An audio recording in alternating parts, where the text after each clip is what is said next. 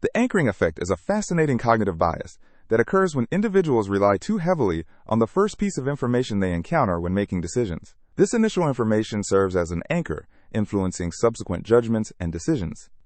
Understanding how this phenomenon works can reveal a lot about human behavior and the complexities of our thought processes. Imagine you're shopping for a new smartphone. You see a high-end model priced at $200. That price becomes your anchor. As you browse through other models, even if you find a similarly spec'd phone for $00, your perception of value may be skewed. While $00 might initially seem like a deal in a vacuum, the $200 anchor has shaped your view, and you might still consider that $00 phone expensive. This effect extends beyond shopping. Consider job offers. If you are presented with a salary of $0 for a position, that figure sets the anchor.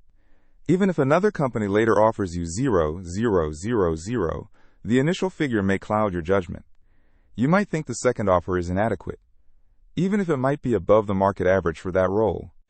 Psychologists have extensively studied the anchoring effect. In one well-known experiment, researchers asked participants to estimate the percentage of African countries in the United Nations. Before making their guesses, they spun a wheel of fortune that landed on either 10 or 65. Those who spun the wheel and got 10 gave much lower estimates than those who landed on 65.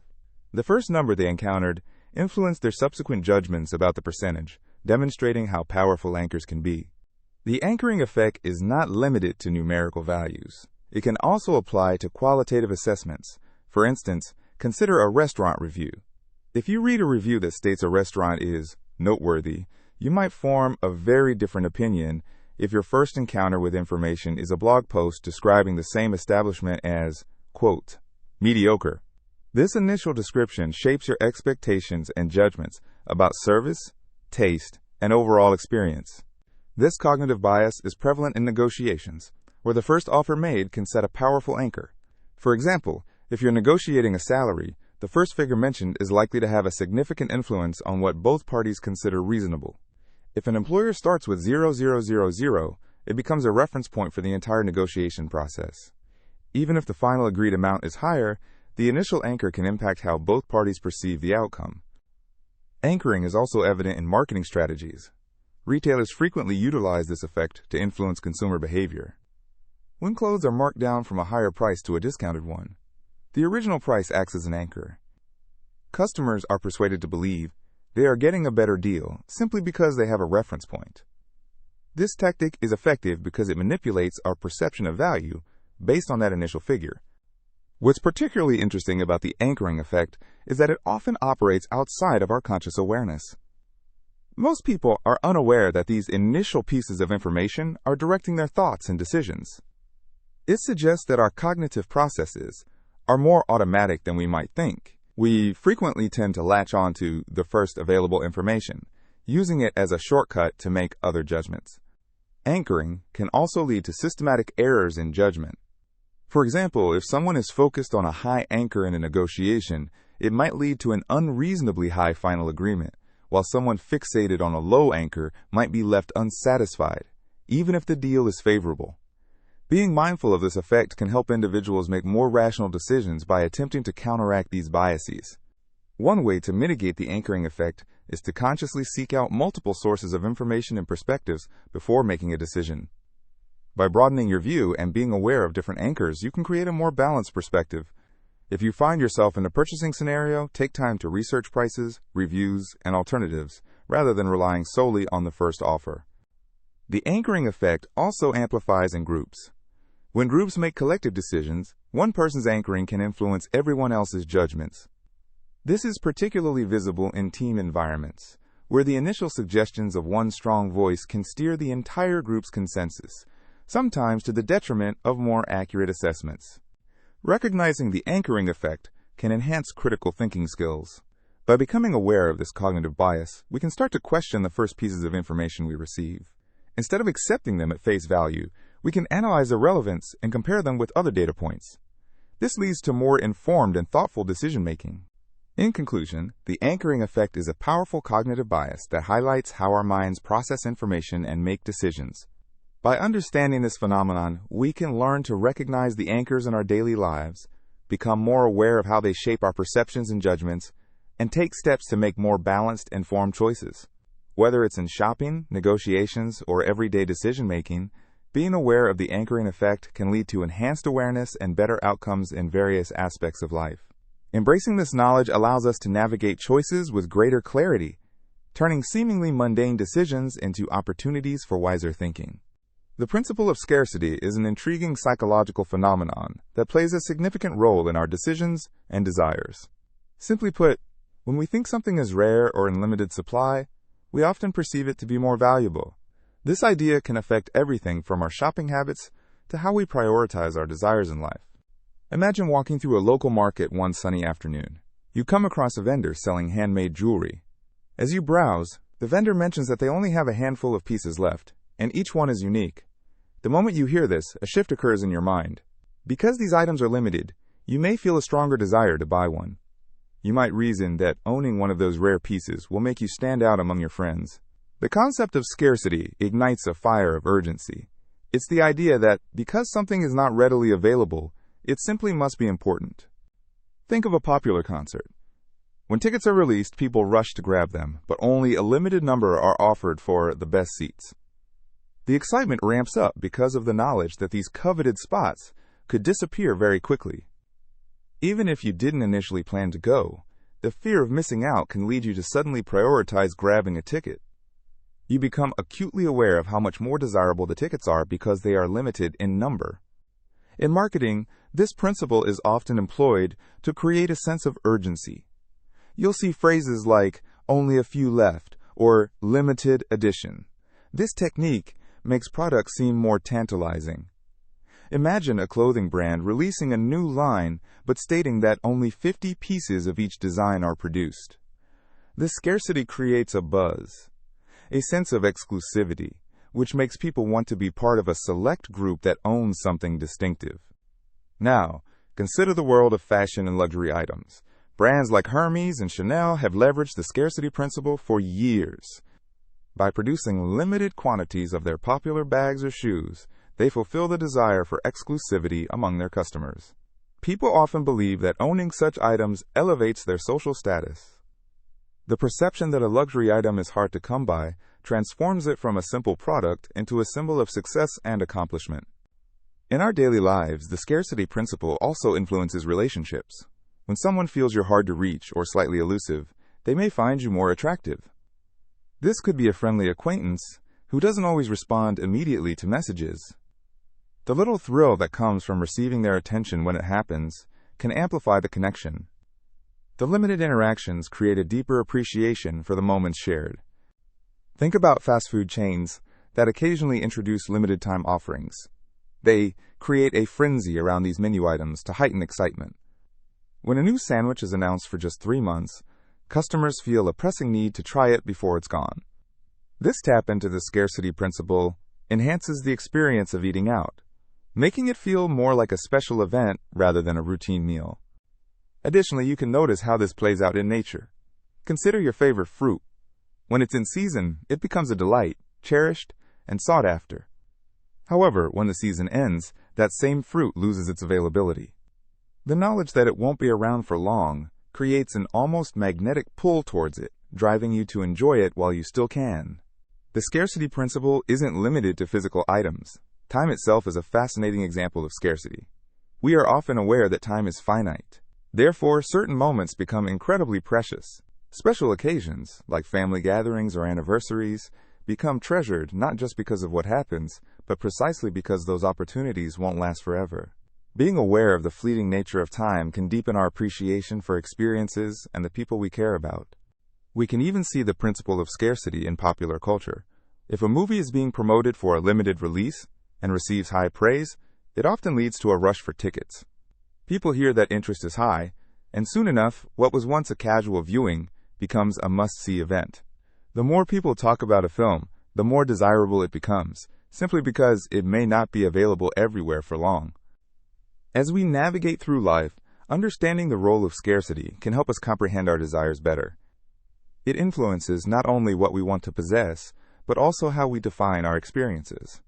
Whether it's a limited edition item, a rare moment in time, or even a unique relationship, the scarcity principle shapes our perceptions, driving us to appreciate what may not always be there.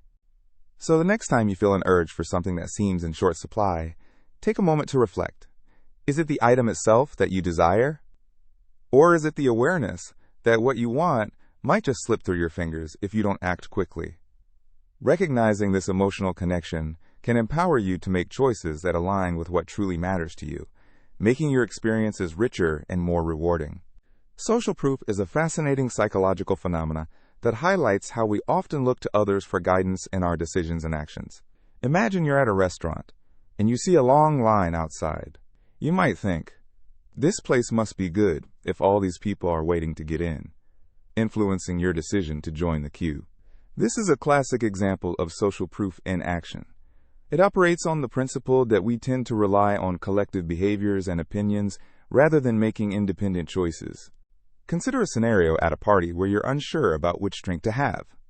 When you see a group of people enjoying a specific cocktail, you may be tempted to try that drink yourself. This is influenced by the belief that if many individuals are enjoying it, it must be a good choice. Social proof can apply to various aspects of life, from what we wear to what we buy, and even how we react in social situations. Social proof is not just limited to our everyday choices. Think about the influence of social media. When you see a video or post that has thousands of likes or shares, it often instills a sense of trust and credibility. You might be more likely to watch a video that has caught the attention of many than one that hasn't received any engagement at all. This is why influencers and popular content creators have such a strong impact on consumer behavior, as their followers often look to them for cues on what's trending and relevant. Have you ever noticed how certain trends explode into popularity, seemingly overnight? Consider the rise of flash mob dancing or viral challenges on platforms like TikTok. These phenomena often rely on social proof to spread. When individuals see their peers participating, it encourages them to join in, creating a ripple effect of imitation. Each new participant adds to the phenomenon, reinforcing the impression that this is an exciting and enjoyable activity. In the realm of fashion, social proof plays a critical role too. If you see celebrities or trendsetters wearing a particular style, it can influence what you choose to wear. A new shoe brand might become popular simply because it's been spotted on a few influencers. Whether it's a specific color, pattern, or style, people are naturally attracted to what others seem to be enjoying or endorsing. The concept of social proof also extends to areas like product reviews. When browsing online to purchase a new gadget or a book, seeing positive feedback and high ratings from other customers can significantly impact your decision. People often find comfort in numbers. The more positive reviews a product has, the more likely you are to believe that it's a wise investment. In this way, social proof serves as a shortcut for decision-making in an overwhelming world of choices. Another example can be found in the realm of behavior in public spaces. When people witness others helping someone in need, they are more likely to step in themselves. This phenomenon is known as the Bystander Effect, where individuals look around to gauge the reactions of others before acting. If they observe a general consensus of action or concern, they feel more compelled to act likewise, convinced that joining in is the right response. Conversely, social proof can also lead to conformity, where individuals may engage in behaviors they otherwise would not, simply because they want to fit in or be accepted by a group. This is visible in various scenarios, such as peer pressure among teens deciding to try new things, sometimes leading to risky or adventurous behaviors. The desire to belong can overshadow individual judgment, as people seek validation and acceptance from their peers. To illustrate further, consider a workplace scenario. Imagine brainstorming ideas in a team meeting. If one person suggests a bold idea and receives positive feedback, others may jump on the bandwagon, endorsing that idea even if they had their own reservations initially. The encouragement from others fosters an environment where individuals feel safe to express similar thoughts, leading to a unified direction in project planning. Social proof is also evident in the animal kingdom. Many species, including birds and fish, exhibit behaviors based on the actions of their group members. For instance, when a flock of birds takes flight in a specific direction, the rest instinctively follow. This instinctual behavior is a survival strategy, showcasing how powerful the influence of social proof is across different species. In conclusion, social proof is an integral part of our daily lives, guiding our behavior and choices based on the actions of those around us. Whether it's through trends seen on social media, popular consumer products, or even simple social interactions. We are continuously influenced by the collective behaviors of those we observe. Understanding the power of social proof can provide insights into our own decision-making processes and how we engage with the world. So next time you find yourself influenced by the actions of others, remember that you're participating in a universal human experience, rooted deep in our psychology. Imagine you are at a grocery store, faced with a choice between two brands of orange juice. One brand is labeled as 99% pure juice, while the other one reads, contains 1% additives. At first glance, they seem quite similar, but the way each option is presented can significantly influence your choice. This is an example of the framing effect, a fascinating psychological phenomenon where the way information is presented affects decision-making. The framing effect illustrates how human judgment is often swayed by context, rather than just the facts themselves. In the orange juice example, the positive framing of 99% pure juice makes that option appear healthier and more appealing.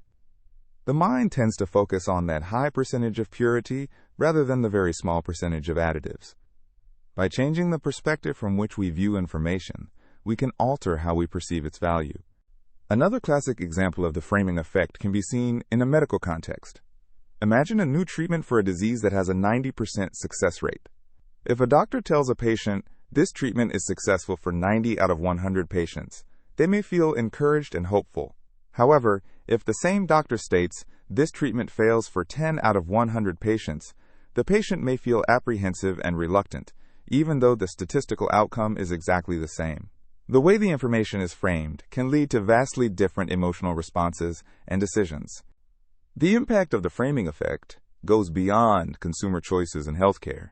In politics, for instance, how issues are presented can change public opinion. A policy proposal framed as a way to enhance community safety might obtain more support than the same proposal presented as one that restricts individual freedoms.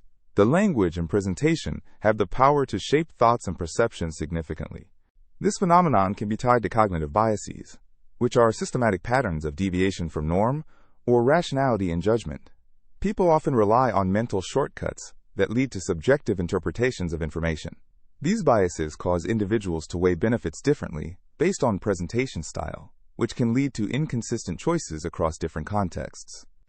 One intriguing aspect of the framing effect is its application in marketing and advertising.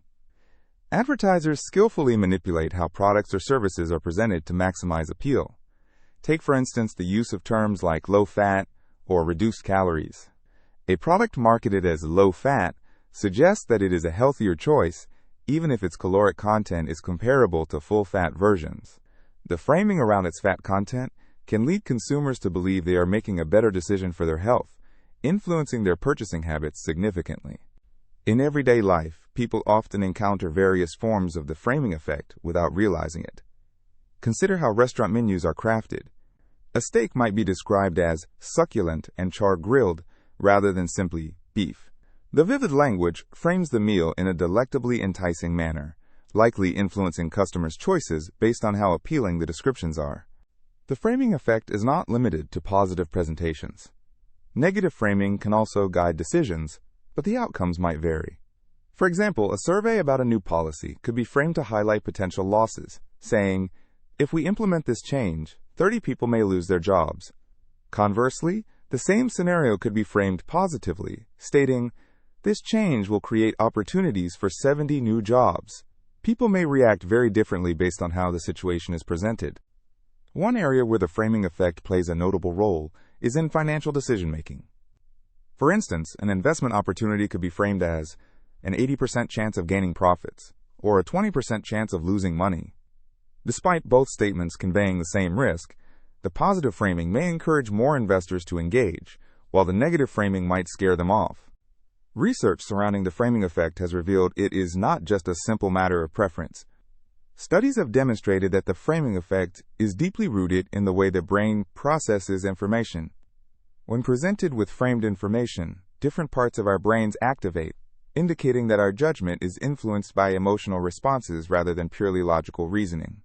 Understanding the framing effect can empower us to become more aware of how information is presented in our lives. By recognizing this cognitive bias, we can approach decision-making with a more critical eye. It encourages mindful consideration of not just the information itself, but also the context and framing surrounding it. This awareness enables us to cut through the noise and make choices that align with our true values and intentions. The framing effect reveals that our choices are often shaped by subtle cues, reminding us of the importance of perspective in human decision-making. Whether we are choosing between products, assessing medical treatments, or contemplating public policies, it is essential to look beyond just the numbers and consider how different framings can influence our perceptions and actions. Being mindful of this phenomenon can help foster more informed decisions, promoting deeper reflection on what genuinely matters.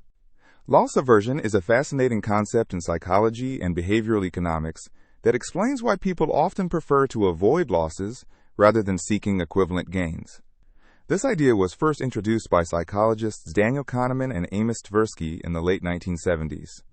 They found that, for most people, the pain of losing something is felt more intensely than the pleasure of gaining something of equal value. Imagine you are presented with two options. In the first option, you can either receive OO or lose OO. Most people would feel a stronger emotional reaction to the prospect of losing OO than the joy of gaining OO. This tendency isn't just about money. It extends to many aspects of life, influencing decisions in relationships, investments, and even everyday choices. Consider a scenario where you are considering buying a ticket for a concert. The ticket costs $0. You spend some time thinking about the event and how excited you would be to go. However, as the date approaches, you suddenly realize you have a scheduling conflict that prevents you from attending. In this situation, the thought of losing that $0, along with the chance to enjoy a fantastic concert, generates more regret than the previous joy you felt at the prospect of attending. The emotional response you feel is amplified because of the loss. Loss aversion can also explain why many people hold on to losing investments longer than they should. For instance, if you purchase shares of a company and the value drops, the instinct to avoid realizing a loss can be strong. You might tell yourself that the stock will rebound, even when evidence suggests otherwise. The fear of locking in that loss creates a mental barrier, holding you back from making a better financial decision. Another example can be seen in the world of behavioral marketing. Companies often utilize loss aversion to drive consumer behavior. When a store offers a promotion that states, "Buy one, get one free," it taps into the fear of missing out on a deal. Conversely, if a store were to say, "You could lose this deal if you don't buy today," it heightens a customer's fear of missing out even more.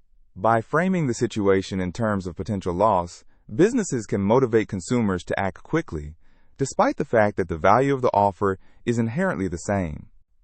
This aversion to loss also has applications in everyday life, particularly in personal relationships. For example, people often feel a stronger connection to their friends and family members. The fear of losing a close relationship can sometimes overshadow the pursuit of new friendships or developments. As a result, individuals might stick to familiar relationships even when they are not entirely fulfilling, simply to avoid the emotional pain of loss. Loss aversion plays a significant role in how we make choices and take risks. Research suggests that this tendency can influence our behavior even in competitive environments. For instance, athletes may perform differently when they are focused on avoiding a loss rather than achieving a win. A runner who is leading a race might be more likely to maintain their pace when fearing that a faster competitor will catch up, rather than focusing on breaking their personal record. In negotiations, understanding loss aversion can provide an edge. If you present an offer in a way that minimizes the perceived loss for the other party, they may be more inclined to agree to terms that benefit you. For example, if a salesperson highlights the features a customer would lose by not purchasing a product, that buyer may feel compelled to proceed rather than facing the regret of missing out. Even in economic policies, governments attempt to minimize the negative impact of different policies through the lens of loss aversion. Programs that offer refunds, rebates, or safety nets can cushion the fear of financial loss at the individual level. By ensuring people feel secure about their investments and efforts, they are more likely to engage positively with new initiatives or reforms. Loss aversion isn't only about the emotional factors. It also affects cognitive processes. Studies have shown that individuals may overestimate the likelihood of experiencing a loss, leading to overly cautious decisions. This trepidation can result in missed opportunities in both professional and personal contexts, as the fear of making a wrong choice dominates the thought process. Another compelling aspect of loss aversion is how it merges with social dynamics. People might fear losing status or acceptance within a group, leading them to conform to group norms rather than pursuing their individual interests. The discomfort of being an outsider often outweighs the potential benefits of standing out. In summary, loss aversion is a powerful motivator in human behavior, influencing how we make decisions and view the world. From financial choices to personal relationships, the tendency to prioritize avoiding losses over acquiring gains shapes our lives in profound ways. Understanding this principle can help us navigate our own choices more effectively, making us aware of the emotional drivers behind our decisions. By recognizing the weight we give to potential losses, we can learn to balance our perspectives on gains and make more informed, confident choices in various aspects of life. Reciprocity is a powerful and profound principle that governs social interactions and relationships. This norm, prevalent across cultures and societies, suggests that when someone does something beneficial for us, we feel a natural inclination to return the favor. It is an intrinsic part of human behavior that fosters cooperation, builds trust, and strengthens connections among individuals. Imagine you are at a coffee shop. A friend buys you a warm cup of coffee, and the next time you visit, you feel a sense of obligation to buy their drink. This subtle dance of give and take forms the foundation of many friendships and social bonds. The act of returning a favor is not just about the tangible benefits. It's also about acknowledging the kindness and goodwill extended toward us. Reciprocity is often seen in a variety of contexts, from simple daily interactions to more significant social exchanges. In a workplace setting, if a colleague helps you with a project, you may feel compelled to support them in future endeavors. This fosters a collaborative environment where teamwork thrives. When individuals consistently participate in this cycle, it creates a culture of mutual support and respect. Cultural variations of reciprocity also exist around the world. In some societies, gift-giving is a deeply entrenched tradition. For example, in many indigenous cultures, the practice of potlatch involves giving away possessions to strengthen community ties and establish social standing. In such cases, the act of giving is as much about social cohesion as it is about the material items themselves. Each act of generosity is a thread woven into the rich tapestry of communal relationships. Reciprocity is not limited to social contexts. It also extends to broader societal interactions. For instance, when citizens support local businesses, they often expect that businesses will contribute positively to the community in return. This mutual reinforcement helps communities flourish, creating a symbiotic relationship between consumers and providers. Engaging in this give and take is vital for fostering strong social frameworks and ensuring a supportive environment for everyone involved. The impact of reciprocity stretches beyond personal relationships, affecting how societies function at large. When individuals operate under the norm of reciprocity, it contributes to a sense of belonging and interdependence. When one person acts kindly toward another, they cultivate an atmosphere where others are encouraged to do the same. This ripple effect is essential for maintaining social order and harmony, allowing communities to thrive on cooperation. In legal and political spheres, reciprocity also plays a critical role. Treaties between countries and agreements in trade often hinge on the mutual benefits that arise from actions taken.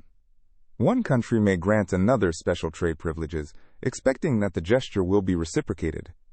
This interconnectedness can establish peaceful relationships, where nations recognize the value of cooperation and collaboration. Even in the context of online interactions, the principle of reciprocity influences behavior. Social media platforms thrive on this norm, where likes and shares operate on give and take. When one person shares content, they often expect others to engage with their posts in return. This acknowledgement helps draw people together, creating virtual communities that mirror real-life social dynamics. Furthermore, research in psychology suggests that humans are wired to respond to the kindness of others. Studies reveal that people are more likely to help someone who has previously assisted them, an indication of the profound psychological significance linked to the norm of reciprocity. This instinctive response enhances mutual respect, leading to healthier and more enduring relationships. It is also essential to appreciate the potential downside of reciprocity. The expectation to return favors can sometimes lead to feelings of pressure or obligation, especially if the favor was much larger than one's capacity for return. In such cases, the pressure to reciprocate might lead to discomfort or resentment.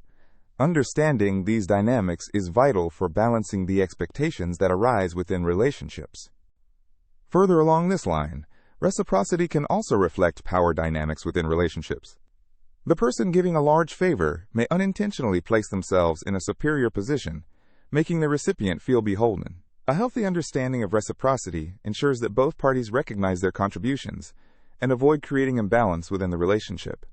In conclusion, the norm of reciprocity is a fundamental aspect of human interactions, shaping our relationships and social structures. It emphasizes our innate need for connection, fostering kindness and goodwill. Through everyday actions and gestures, this principle helps cultivate strong interpersonal bonds while encouraging a more cooperative society. Embracing the spirit of reciprocity can lead to enriched experiences, deeper relationships, and a sense of belonging that enhances the quality of life for everyone involved. So as you go about your day, remember this subtle yet potent principle of reciprocity. Each act of kindness has the potential to spark a cycle of goodwill, connecting us all in this shared journey of life. The foot in the door technique is a fascinating psychological strategy that stems from the idea that agreeing to a small request can make individuals more likely to agree to a larger, related request later on.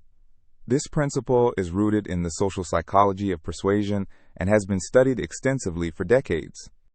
To truly understand how this technique works, let's think about a simple example. Imagine a charity organization that approaches people in the neighborhood. First, they might ask for a small favor, like signing a petition to support a local cause. This initial request is relatively easy to agree to. It requires minimal effort and commitment. By signing the petition, individuals begin to feel personally invested in the cause. It's a small act, but it strengthens their connection to the charity and its mission.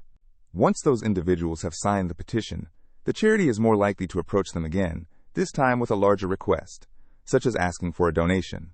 Because people tend to see themselves as supporters of the cause after they have agreed to that first small request, they are more inclined to help further by contributing financially.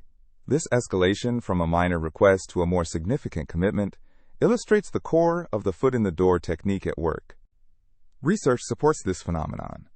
In one study, researchers asked participants to place a small sign in their yard advocating for safe driving. Most participants agreed. A few weeks later, those who had previously placed the small sign were approached again and were much more likely to agree to display a large billboard in front of their property. The initial agreement created a sense of commitment and consistency, making them feel more aligned with the cause. The effectiveness of the foot in the door technique can be explained through the concept of cognitive dissonance. When people agree to a small request, it leads them to perceive themselves in a certain way, someone who supports the cause or agrees with a particular viewpoint. If they later refuse a bigger request, it may create a dissonance in their mind. To resolve this discomfort, they often choose to comply with a larger request, thus maintaining a consistent self-image. Another interesting aspect of this technique is its application across various contexts. Consider a sales environment. The salesperson might first ask a potential customer if they can provide a free trial of a service. This small, low-risk request allows the customer to engage without feeling pressured. Once they have enjoyed the trial, it becomes easier for the salesperson to transition into a larger ask, such as buying a subscription. The initial free trial lays the groundwork for a stronger commitment. It's important to note that the foot in the door technique isn't just about manipulation. It's often used ethically in various sectors. Nonprofit organizations, for example, frequently use this method to build rapport with potential donors, gradually increasing requests for support as trust and commitment grow. This technique is also prevalent in everyday life. Think about a time when you might have been asked to help a friend move a few boxes. After agreeing to that initial small task, you may have found yourself shoulder deep in packing and lifting furniture by the end of the day. Initially, that first favor seemed like a minor inconvenience, but through the progression of events, it led to much greater involvement. Furthermore, understanding the foot in the door technique can empower you in daily interactions, whether personal or professional. If you have a proposal or idea you believe in, consider starting with a small ask. This might mean seeking feedback on a concept before requesting a larger investment, or showing support for a minor initiative before pitching a comprehensive project. By providing others with an easy entry point, you set the stage for deeper connections and greater commitments. However, while utilizing this technique, it is crucial to remain genuine and respectful of others' boundaries. The goal isn't just to seek compliance, but to create meaningful engagement and connection. When individuals feel valued and understood, they are more likely to agree and cooperate, fostering an environment of trust and collaboration. In summary, the foot in the door technique reveals much about human nature and our inherently social interactions.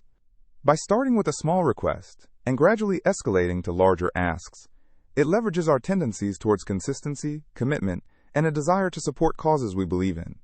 Whether in charity work, sales, or personal relationships, recognizing the power of this technique can lead to deeper engagements and successful outcomes.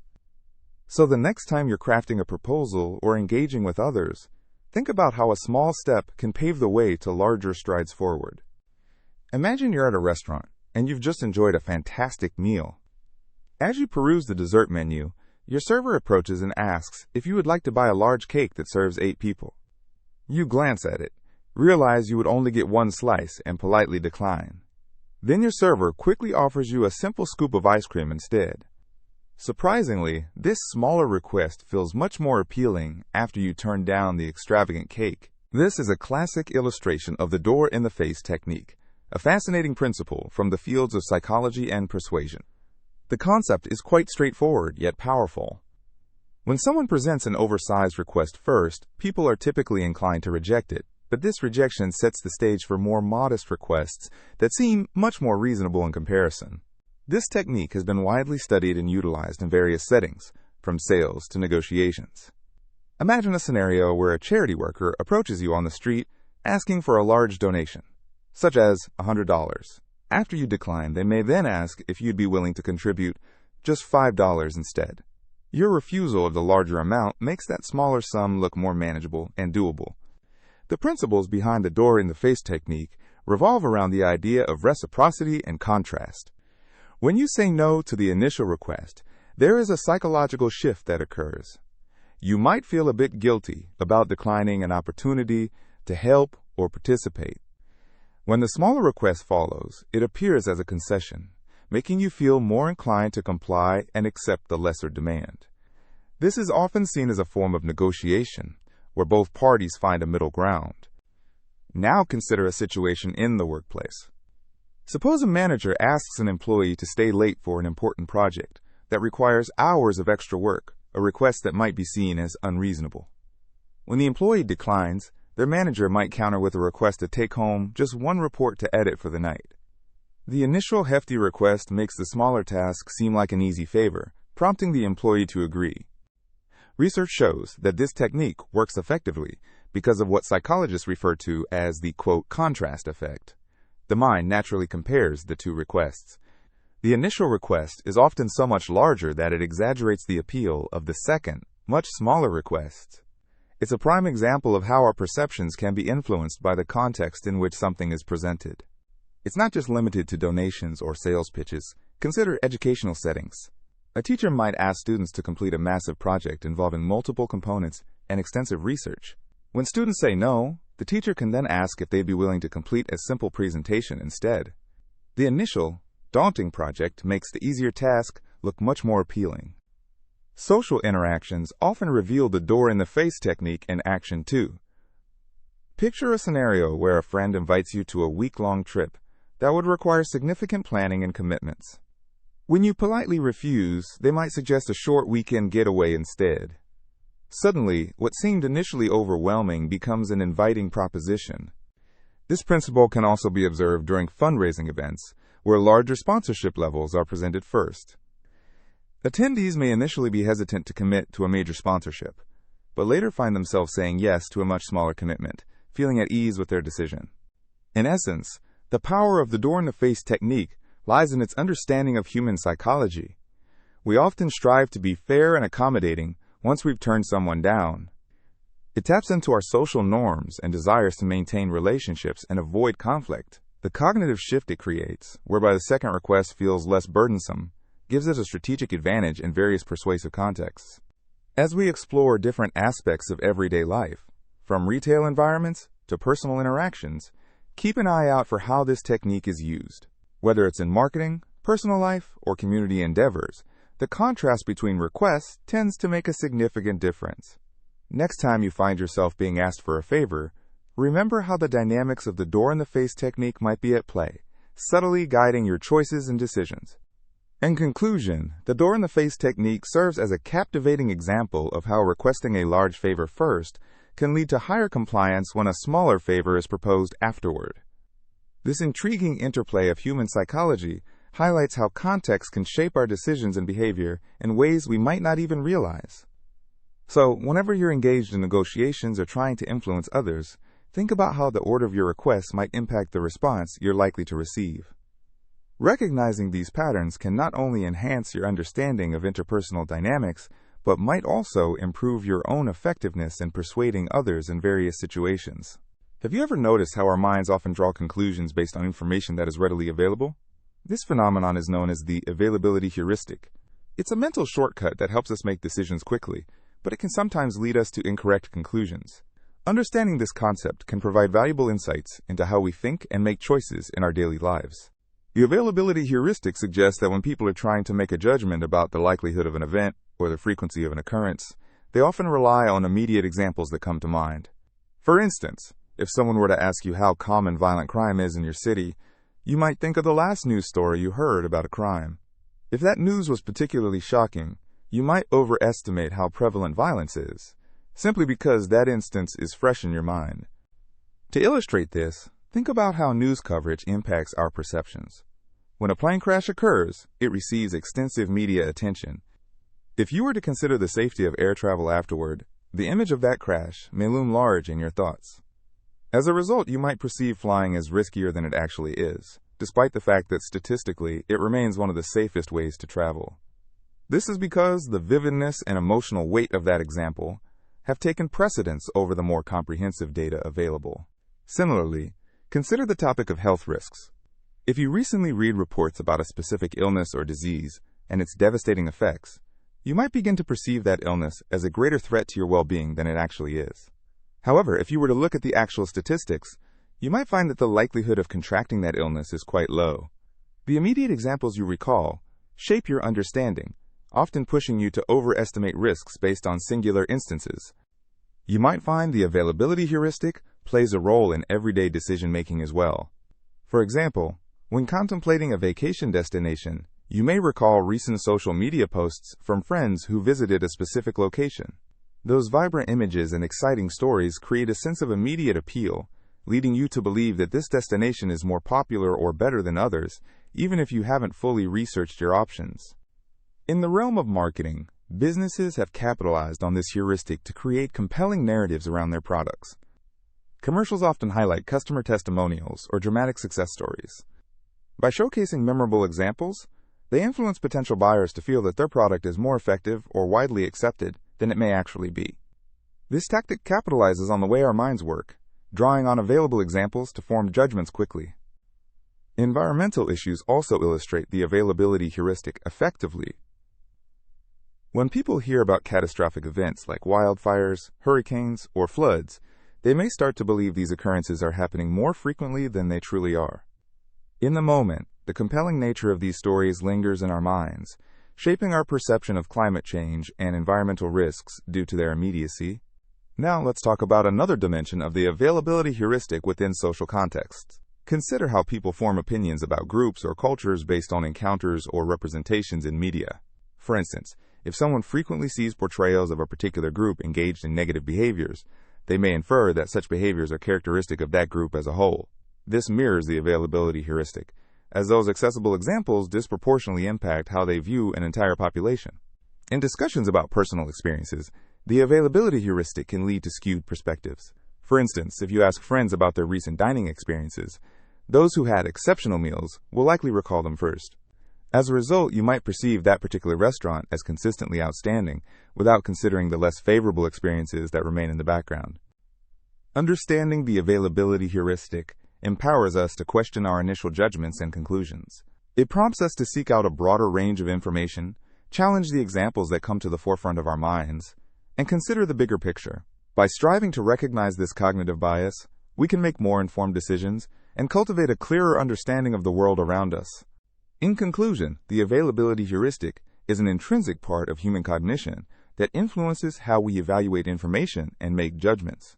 By recognizing the role that immediate examples play in our thinking, we can develop a more nuanced approach to decision-making. So, the next time you find yourself making a judgment, take a moment to reflect on the examples that come to mind. Ask yourself, are they truly representative, or do they merely reflect the most readily available information? By navigating our thoughts with this awareness, we can foster clearer understanding and more thoughtful conclusions in our everyday lives. Operant conditioning is a fundamental concept in behavioral psychology that explains how behaviors can be modified through the use of rewards and punishments. This learning process was pioneered by B.F. Skinner, who conducted experiments primarily with animals, but the principles of operant conditioning can be applied to humans as well. Imagine how many aspects of our daily lives are influenced by whether we are rewarded for a certain behavior or face consequences for another. At its core, operant conditioning is about understanding the relationship between behavior and its subsequent outcomes. When a behavior leads to a positive outcome, it tends to be repeated, while a negative outcome tends to discourage it. This concept can be illustrated with a variety of everyday examples.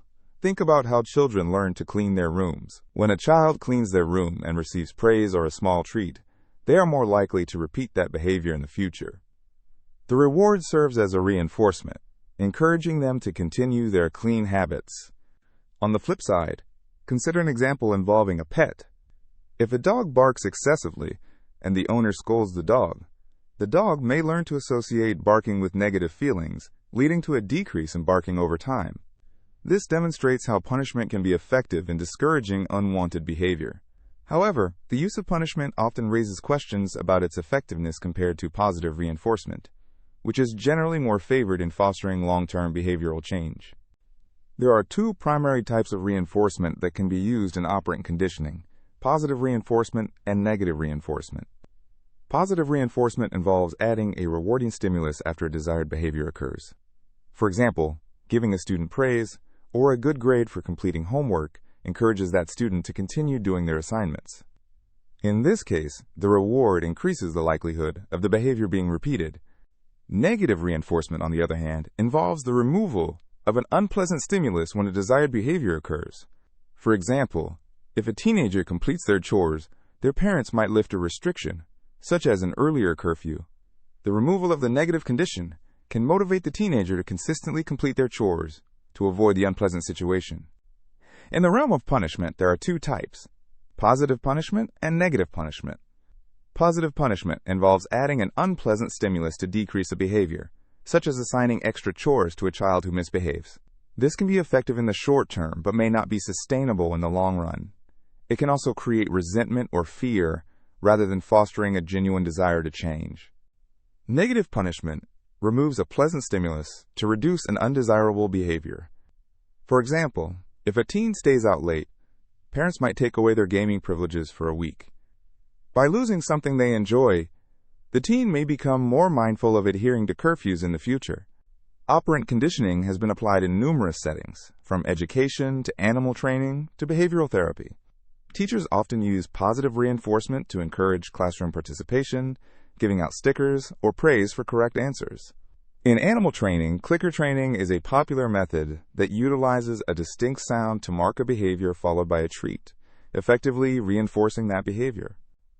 The workplace is another area where operant conditioning principles thrive. Employees often respond positively to bonuses, recognition programs, or promotions that serve as incentives for strong performance. Conversely, if an employee receives a poor performance review or is reprimanded, it may motivate them to alter their work habits to avoid similar situations in the future. Critically, it's important to note that while operant conditioning can modify behavior, it is not a one-size-fits-all approach. Individual differences play a significant role in how people respond to rewards and punishments, which means what works for one person may not work for another. Balancing various forms of reinforcement and punishment while being sensitive to an individual's needs is essential for positive outcomes. As we navigate through life, understanding operant conditioning helps us recognize why we engage in certain behaviors and the effects various stimuli have on our decision-making. Whether we realize it or not, the rewards and consequences that surround us influence our choices daily. Being aware of these mechanisms can empower us to take control of our behaviors and can guide how we interact with others, making us more mindful of the impact of our responses. In conclusion, operant conditioning offers valuable insights into behavior modification through its use of rewards and punishments. By recognizing how these elements work, we can better understand ourselves and those around us, fostering an environment conducive to positive change and growth. As you reflect on the principles of operant conditioning, consider how they manifest in your own life, shaping the choices you make and the behaviors you exhibit.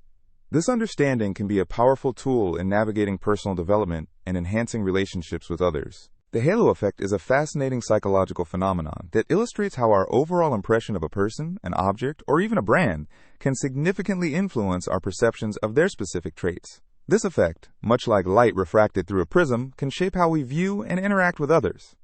Let's dive deeper into this effect and explore how it unfolds in various aspects of our lives. Imagine walking into a room and encountering someone who is smiling warmly and exuding confidence. Your initial impression is likely positive. This favorable perception can lead you to assume other traits about this person. You might think they are also friendly, intelligent, and capable, even if you have not yet witnessed any evidence supporting these assumptions. This is the halo effect in action. You're allowing an overall impression to color your views of specific characteristics. This phenomenon is not just limited to personal interactions. It also plays a significant role in the workplace. Consider a job interview. If the interviewer finds the candidate well-dressed and likable, they may unconsciously overlook any minor lapses in experience or skills. The initial attraction gives the candidate a mental halo that makes them appear more competent and capable than they may objectively be. This can impact hiring decisions profoundly, shaping team dynamics and professional relationships. In marketing and branding, the halo effect is a crucial tool that businesses leverage to appeal to consumers. A shining example is how people often perceive higher quality products from brands they admire. Think of smartphones. If a company is known for its cutting-edge designs and innovative technology, consumers are likely to transfer that overall admiration to their new products, even if the latest offering has received mixed reviews. This can skew perception, allowing the brand to continue attracting customers based on the positive reputation it has built up over the years. The impact of the halo effect extends into the realm of education as well. Teachers may form early impressions of their students based on various factors, such as their enthusiasm during class or their initial performance on assignments. A student who appears eager and engaged might be perceived as more intelligent or capable than they actually are, which can influence the level of attention and resources the teacher allocates to them. This can create an uneven playing field and impact learning opportunities. Interestingly, the halo effect is not solely positive.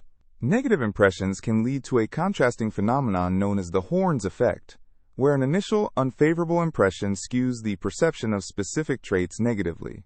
For example, if a person comes across as unfriendly or disengaged, you might, without realizing it, assume they are also untrustworthy or incompetent. This illustrates how the lens through which we view others can distort our understanding of their true qualities. The influence of this psychological bias can also be seen in the realm of politics. A charismatic candidate may evoke a favorable impression based on their public speaking skills and appearance, which can lead voters to overlook policy weaknesses or controversial statements. Their charm casts a glow that influences how their ideas are perceived, demonstrating the power of first impressions in shaping public opinion. So why does the halo effect occur? One reason might lie in our cognitive shortcuts. Human brains are wired to make quick judgments based on limited information. By assigning positive or negative traits to someone based on our overall impression of them, we reduce cognitive load and navigate our social world more efficiently. This simplification can save us time, but it can also lead to oversights and generalizations that might not be completely accurate. This effect isn't just limited to people, either. The halo effect can apply to products and experiences as well. For instance, if a restaurant has a beautifully designed interior and a pleasant ambiance, diners are likely to assume the food will be just as exquisite. The enjoyable atmosphere creates a halo that influences their perception of the meal. Conversely, a shabby restaurant, regardless of the quality of its food, may leave customers with a negative impression that can tarnish the overall experience. To counteract the potential pitfalls of the halo effect, it is important to foster awareness about our biases. By recognizing that our first impressions can sometimes cloud our judgment, we can make more informed decisions. Taking the time to gather more information, ask questions, and seek out objective observations can lead to a more balanced view of individuals and experiences. The halo effect reminds us that perceptions are not always anchored in reality, but rather influenced by the impressions we form. It serves as a powerful reminder that while first impressions matter, they can also mislead us. Understanding this phenomenon allows us to appreciate the complexity of human interactions and enhance our ability to navigate social landscapes with greater awareness. By doing so, we create opportunities for deeper connections and more nuanced understandings, avoiding the traps of our own perceptions. As we conclude this exploration, consider how the halo effect shapes your perspective on people, experiences, and decisions. Embracing a mindful approach can help us see beyond initial impressions and appreciate the rich tapestry of qualities and characteristics that define each individual. Ultimately, the beauty lies in recognizing the layers that exist beneath the surface and allowing our understanding of others to unfold in a more comprehensive way.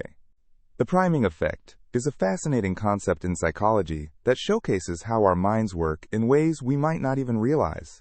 It refers to the way our exposure to one stimulus can influence our response to another, related stimulus that follows. Imagine walking into a bakery and inhaling the rich scent of freshly baked bread. This delicious aroma might unknowingly bring to mind thoughts of comfort, warmth, and the cozy evenings spent with family around the dinner table.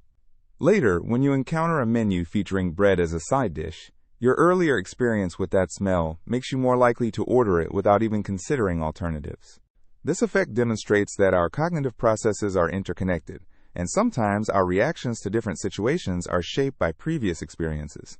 For example, if someone shows you a series of images, some of which are related to nature and others to urban environments, your mood might be affected by the nature images. Later, when you're asked to describe your ideal weekend, you might find yourself leaning toward ideas that involve outdoor activities like hiking or camping, influenced by what you previously saw. The priming effect can be subtle and often works beneath our conscious awareness. It's often utilized in advertising and marketing strategies. Consider how powerful images or themes can create associations. When you see a commercial featuring a tropical beach with vibrant colors and friendly faces, you might feel an urge for a vacation or a longing for relaxation. Later, when you're browsing travel options, thoughts of blue ocean waves and golden sand might resurface, guiding your choices toward beach destinations. Research has shown that priming can work with various senses.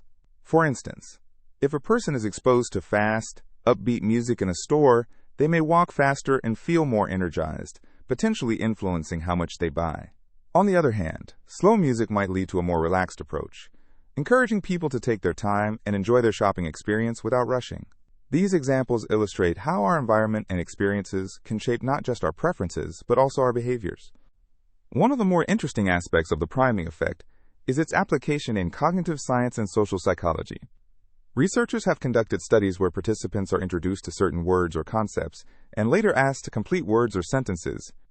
If participants are exposed to words associated with kindness, they might be quicker to fill in a blank with help rather than hurt. This reflects how our immediate thoughts are conditioned by our previous experiences, leading us to a particular line of thinking or behavior. Priming isn't only limited to words and images. It can also include physical sensations and emotions. For instance, if an individual interacts with something warm, like a cup of coffee or a warm blanket, they might develop feelings of friendliness or warmth toward others. This can be particularly evident in social settings. If, during a gathering, someone compliments you while you are enjoying something warm, those pleasant feelings might lead you to be more open and engaging in conversation. In education, the priming effect has been harnessed to enhance learning experiences. Instructors often use prior knowledge to help students relate new information to what they already understand. For instance, a teacher discussing ecosystems might start with a familiar example, like a backyard garden, which helps students connect new concepts about biodiversity more effectively. Their understanding is primed by their experiences, making the new information much more accessible. Even personal interactions can be influenced by priming. If you are in a positive environment where people smile and laugh, your mood can shift to match that positivity, leading to more cheerful interactions throughout the day. Conversely, if you find yourself surrounded by stress or negativity, it might lead to feelings of discomfort or anxiety, subtly affecting how you engage with others. Priming can also have implications in the way people perceive themselves and their abilities. For instance, if someone reads positive affirmations or stories of success before taking on a new project, they might feel more confident and capable. This boost in morale can lead to enhanced performance, achieving results that reflect the mindset cultivated by that initial exposure. There's also the phenomenon of stereotype priming, where exposure to stereotypes can influence behavior and attitudes toward individuals in particular social groups. If someone is exposed to negative stereotypes, it may inadvertently affect their interactions with members of that group. This underscores the importance of promoting positive images and narratives to ensure the impacts of priming foster inclusivity and understanding rather than biases. In summary, the priming effect is a reflection of how interconnected our thoughts, experiences, and behaviors are in the world. It demonstrates the immense power of the stimuli around us, shaping not only our perceptions and decisions, but also our interactions with others and the world at large. By becoming aware of how these influences operate, we can begin to harness them for positive outcomes, whether in our personal lives, professional endeavors, or educational pursuits. Imagine walking into a cafe for the very first time. You notice the decor, the aroma of freshly brewed coffee, and the chatter of people enjoying their time together. You see a stranger sitting across the room, and they make eye contact with you for just a moment. At that instant, you might feel indifferent toward the person. Now, fast forward a few weeks. You find yourself returning to that same cafe time and again. Eventually, you begin to notice the same stranger on several of these visits. The next time you catch their eye, something has shifted. You feel a spark of recognition, maybe even a bit of warmth. This interaction might even lead to a smile. What has happened here? This is an example of what psychologists call the mere exposure effect. The mere exposure effect suggests that people tend to develop a preference for things simply because they are familiar with them. The more we encounter something or someone, the more we might like them. This phenomenon can explain why we often hear a catchy song on the radio and initially feel neutral about it. But after listening to it a few times, it might become your new favorite track. This happens because repeated exposure can lead to positive feelings. The roots of the mere exposure effect delve into human psychology. It's believed that when we see something repeatedly, it feels safer and more comfortable. As creatures of habit, humans often gravitate toward what they know. Think about it. When you look at a new fruit, perhaps a dragon fruit, you might feel hesitant or unsure about trying it.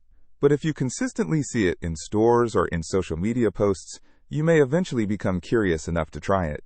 The consistent visibility of the fruit turns it into something familiar and approachable. This concept also plays a role in our social interactions. You might find a colleague annoying during your first few encounters.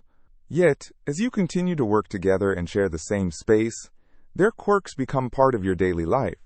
You begin laughing about those habits rather than feeling put off by them. Familiarity breeds comfort.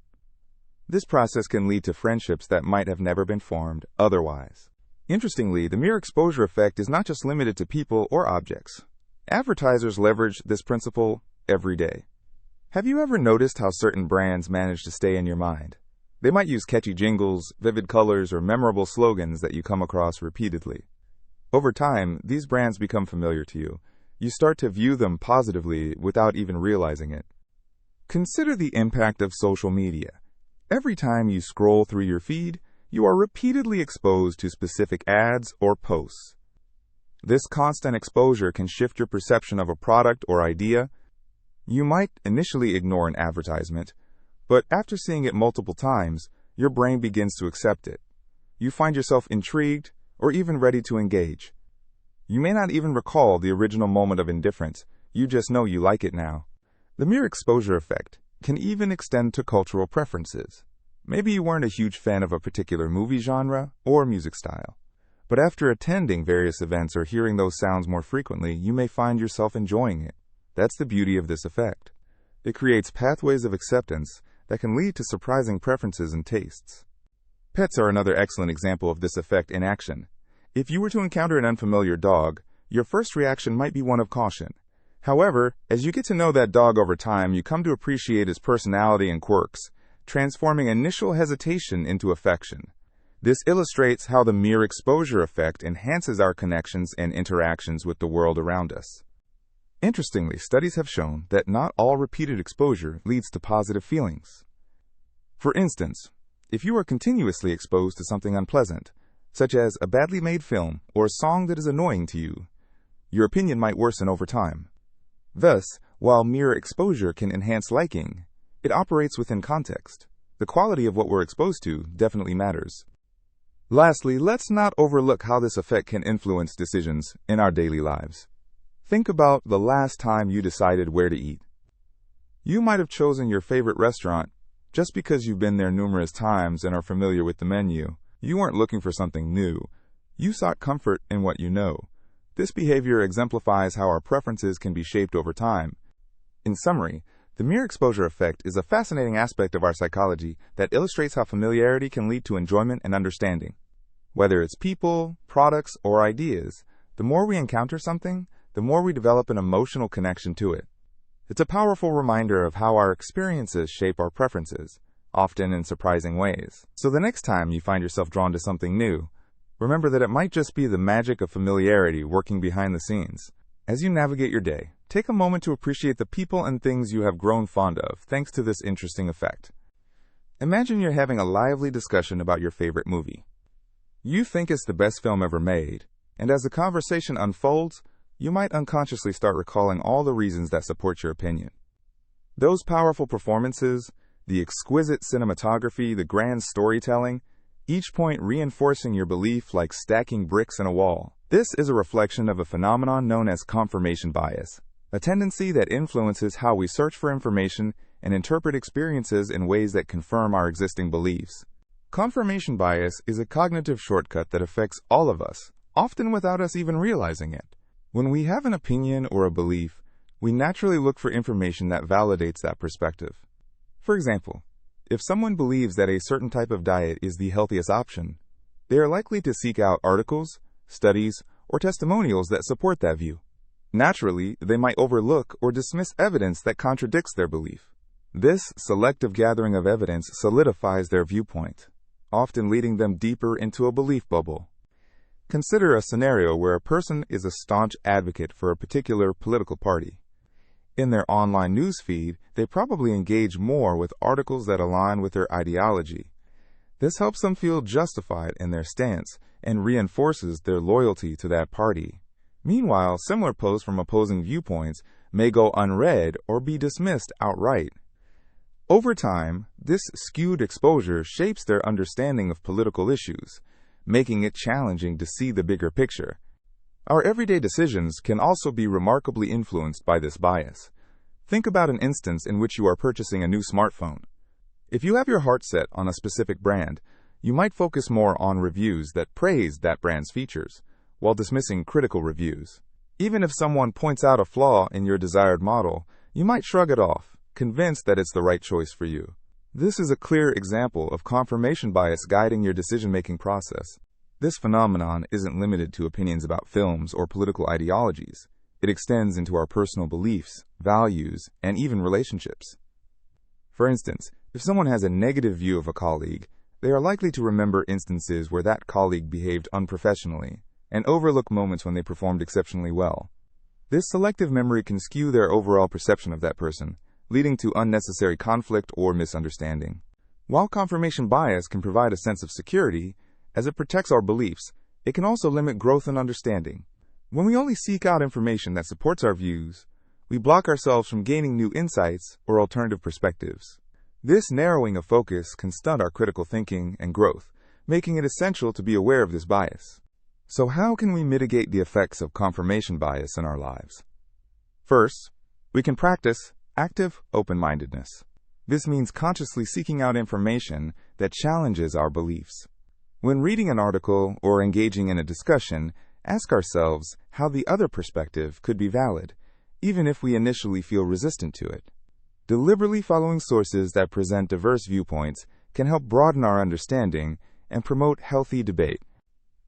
Another useful strategy is to engage with people who hold different perspectives. By having conversations with friends or colleagues who think differently, we can test our viewpoints against their arguments. This not only exposes us to alternative ideas, but also develops our ability to communicate our beliefs more effectively. Moreover, self-reflection plays a crucial role in recognizing our biases. By regularly examining our own beliefs and questioning why we hold them, we become more conscious of possible biases influencing us. Journaling about our thoughts can be an excellent way to explore our convictions and the evidence we're using to uphold them.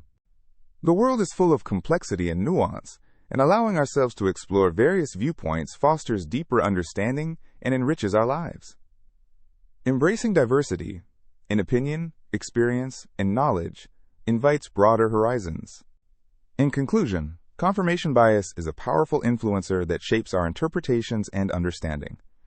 Recognizing its presence in our thought processes can empower us to step beyond our comfort zones. By adopting practices that challenge our preconceptions, we open ourselves to a world teeming with new ideas and insights that ultimately enhance our perception of reality. Let curiosity be your guide, and let each new piece of information broaden your view, connecting you to a broader tapestry of understanding. The Dunning-Kruger Effect is a fascinating psychological phenomenon that highlights a common inconsistency in our self-awareness and perception of others. Simply put, it suggests that people with limited knowledge or skills in a particular area often overestimate their own abilities. At the same time, they may fail to recognize the competence of others. This intriguing effect draws its name from two social psychologists, David Dunning and Justin Kruger, who conducted research on this topic. Imagine a person who has just started learning to play the guitar. They might struggle to play basic chords, but are convinced they sound brilliant. They might not realize that their sound lacks refinement, and that actual experts can play with a level of skill that far surpasses their own. This thought process can lead them to confidently critique the performances of seasoned musicians, overlooking the years of practice and dedication that the experts have invested.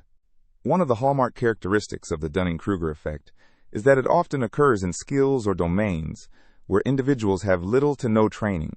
For instance, consider a novice cook who believes they can whip up gourmet meals just because they can follow a recipe without fully understanding the underlying techniques. Their lack of experience might lead them to discount the hard work and expertise that professional chefs put into their craft. As Dunning and Kruger found in their studies, the lack of knowledge in a certain area creates a double bind. Not only do these individuals overrate their abilities, but they also lack the experience necessary to accurately gauge their skills or those of others. This is sometimes referred to as the double burden of incompetence. The less competent someone is, the more likely they are to be unaware of just how much they don't know. This effect is not limited to specific tasks. It extends into various fields, including academia, sports, and even everyday decision-making. In the world of academia, for example, students who perform poorly on tests may still believe they are doing well, unaware of the gap between their understanding and the level of knowledge that their peers possess. They may assume that they grasp the material because they hear it frequently or see it discussed casually, leading them to overlook the nuances of truly understanding that material. In social situations, the Dunning-Kruger effect can lead to misunderstandings and conflicts. For instance, someone might believe they have a superior knowledge of politics after reading a few articles online. They could then engage in heated debates, dismissing well-informed opinions and failing to recognize the depth of knowledge that comes from years of study and experience. This phenomenon has implications for how we approach learning and self-improvement.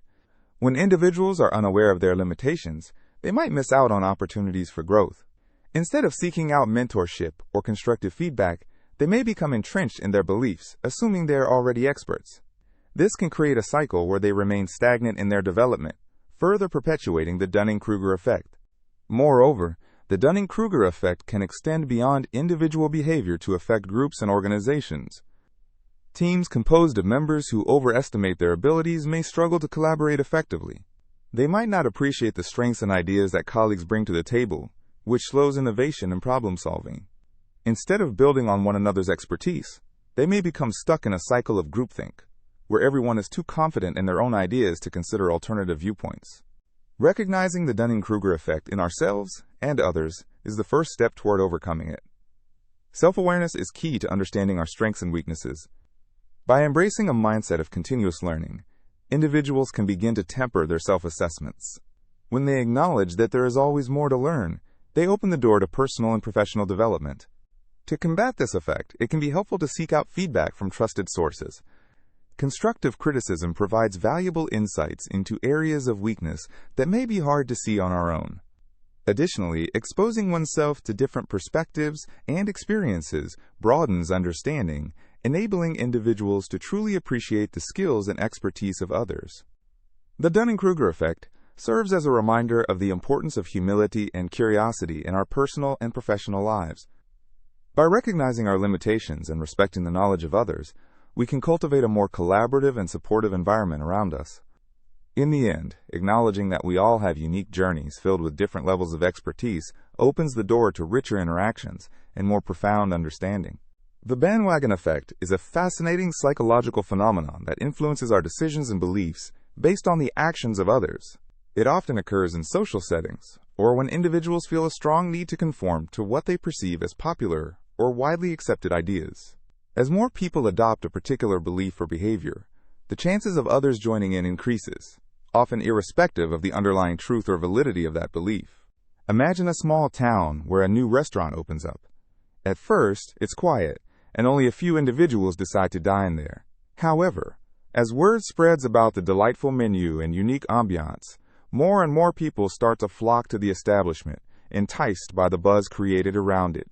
This chain reaction is precisely what the bandwagon effect encapsulates. Initially, diners may approach the restaurant out of genuine curiosity, but they may quickly find themselves influenced by the crowd. The more people they see enjoying their meals, the more inclined they are to believe that it must be a worthwhile experience. In the realm of fashion, the bandwagon effect can be observed in how trends evolve. Consider a popular celebrity wearing a specific style. As pictures circulate on social media and magazines, more individuals start adopting that style, often without questioning if it suits them personally. The initial adoption by the celebrity leads to a domino effect, where the masses want to be part of this trendy wave. Suddenly, this trend becomes a defining feature of the season, even if its origins were based on mere popularity rather than individual taste. Politics, too, is a significant arena where the bandwagon effect can have powerful implications. As election seasons heat up, candidates often experience fluctuations in support based on perceived momentum. Polls can sway voters. If a candidate appears to be gaining popularity, undecided voters may lean towards that candidate simply because they want to be part of the winning side. This situation can lead to a rapid shift in loyalty, independent of the actual policies or values the candidate represents. The fear of missing out on being part of a successful movement drives people to align their beliefs with the larger group, even if they have not closely followed the details of those policies. Social media amplifies this effect significantly. Platforms like Twitter, Instagram, or TikTok thrive on trends that can go viral in a matter of hours. Consider a new challenge or dance that suddenly appears. Initially posted by one user, it quickly gains traction as followers replicate the behavior. Users feel compelled to join in, often justifying their participation by the sheer number of people already engaged. The bandwagon effect in this context doesn't depend on how entertaining or challenging the activity is. Its allure is rooted in the collective participation. The bandwagon effect can also manifest in the realm of health and wellness. For example, when a specific diet or exercise regimen gains popularity, many people leap on board without fully researching its implications. They see friends or influencers sharing their success stories, complete with before and after photos. The overwhelming evidence of others' success can create a perception that if everyone is following this path, it must be the best route to take, even if it might not suit every individual's body or lifestyle. Beyond these examples, the bandwagon effect plays a significant role in our everyday decisions. Consider how you might choose a movie to watch or a book to read. You might initially have varied options in mind, but once you hear your friends rave about a particular title, your inclination to see or read it increases. The excitement and enthusiasm of your peers can alter your initial choices, drawing you towards the selection that seems to be universally embraced. While the bandwagon effect can be harmless and even beneficial in fostering community and shared experiences, it can also lead to negative results. People might overlook facts or evidence that contradict popular belief because they want to align with the majority. This can have serious consequences, especially in areas such as health, politics, or environmental issues, where misinformation can spread rapidly. The desire to belong to a group can overshadow critical thinking, leading individuals to accept ideas that may be inaccurate, simply because they are fashionable at the moment. In summary, The bandwagon effect illustrates how our beliefs and actions can be profoundly influenced by the behavior of those around us. Whether it's participating in a trend, supporting a political candidate, or selecting the latest diet, the tendency to join in with the crowd showcases our innate social nature. It serves as a reminder to consider why we adopt certain beliefs and behaviors. Are we genuinely convinced, or are we merely wanting to hop on the bandwagon? In a world brimming with information and varied opinions, being conscious of the bandwagon effect can help us make more informed choices that reflect our true values and beliefs rather than simply following the crowd. By understanding this phenomenon, we empower ourselves to think critically and to navigate our decisions more wisely in both our personal lives and within broader societal contexts. The Pygmalion Effect is a fascinating psychological phenomenon that showcases how our expectations influence others' performance. Originating from a story in Greek mythology where the sculptor Pygmalion falls in love with a statue he has carved, it highlights the power of belief and expectation. When we believe in someone's potential, they often rise to meet that belief. Imagine a classroom where a teacher is aware of which students are perceived to be high achievers and which are viewed as low performers. If the teacher holds high expectations for the high-achieving students, they may engage more, challenge themselves more, and ultimately achieve greater success. Conversely, if lower expectations are placed on certain students, those students might not be encouraged or believed in enough, leading them to perform below their potential. Studies have demonstrated this effect in various settings, including education, sports, and the workplace. For instance, in a study conducted by Rosenthal and Jacobson in the 1960s, teachers were led to believe that certain students were academic bloomers, based on a fictitious test result. By the end of the school year, those students indeed performed significantly better than their peers who weren't labeled in the same way. This was not because those students were inherently more capable, but rather because the teachers unconsciously provided more attention, support, and encouragement to the students they believed in. Now, think about how this effect can play out in the workplace. Consider an employee who has just started their career. If a manager believes that this employee has the potential to succeed and expresses that belief through support and challenging assignments, the employee is likely to rise to the occasion. The expectations become a self-fulfilling prophecy. They may take more initiative and develop their skills more rapidly when they feel recognized and valued.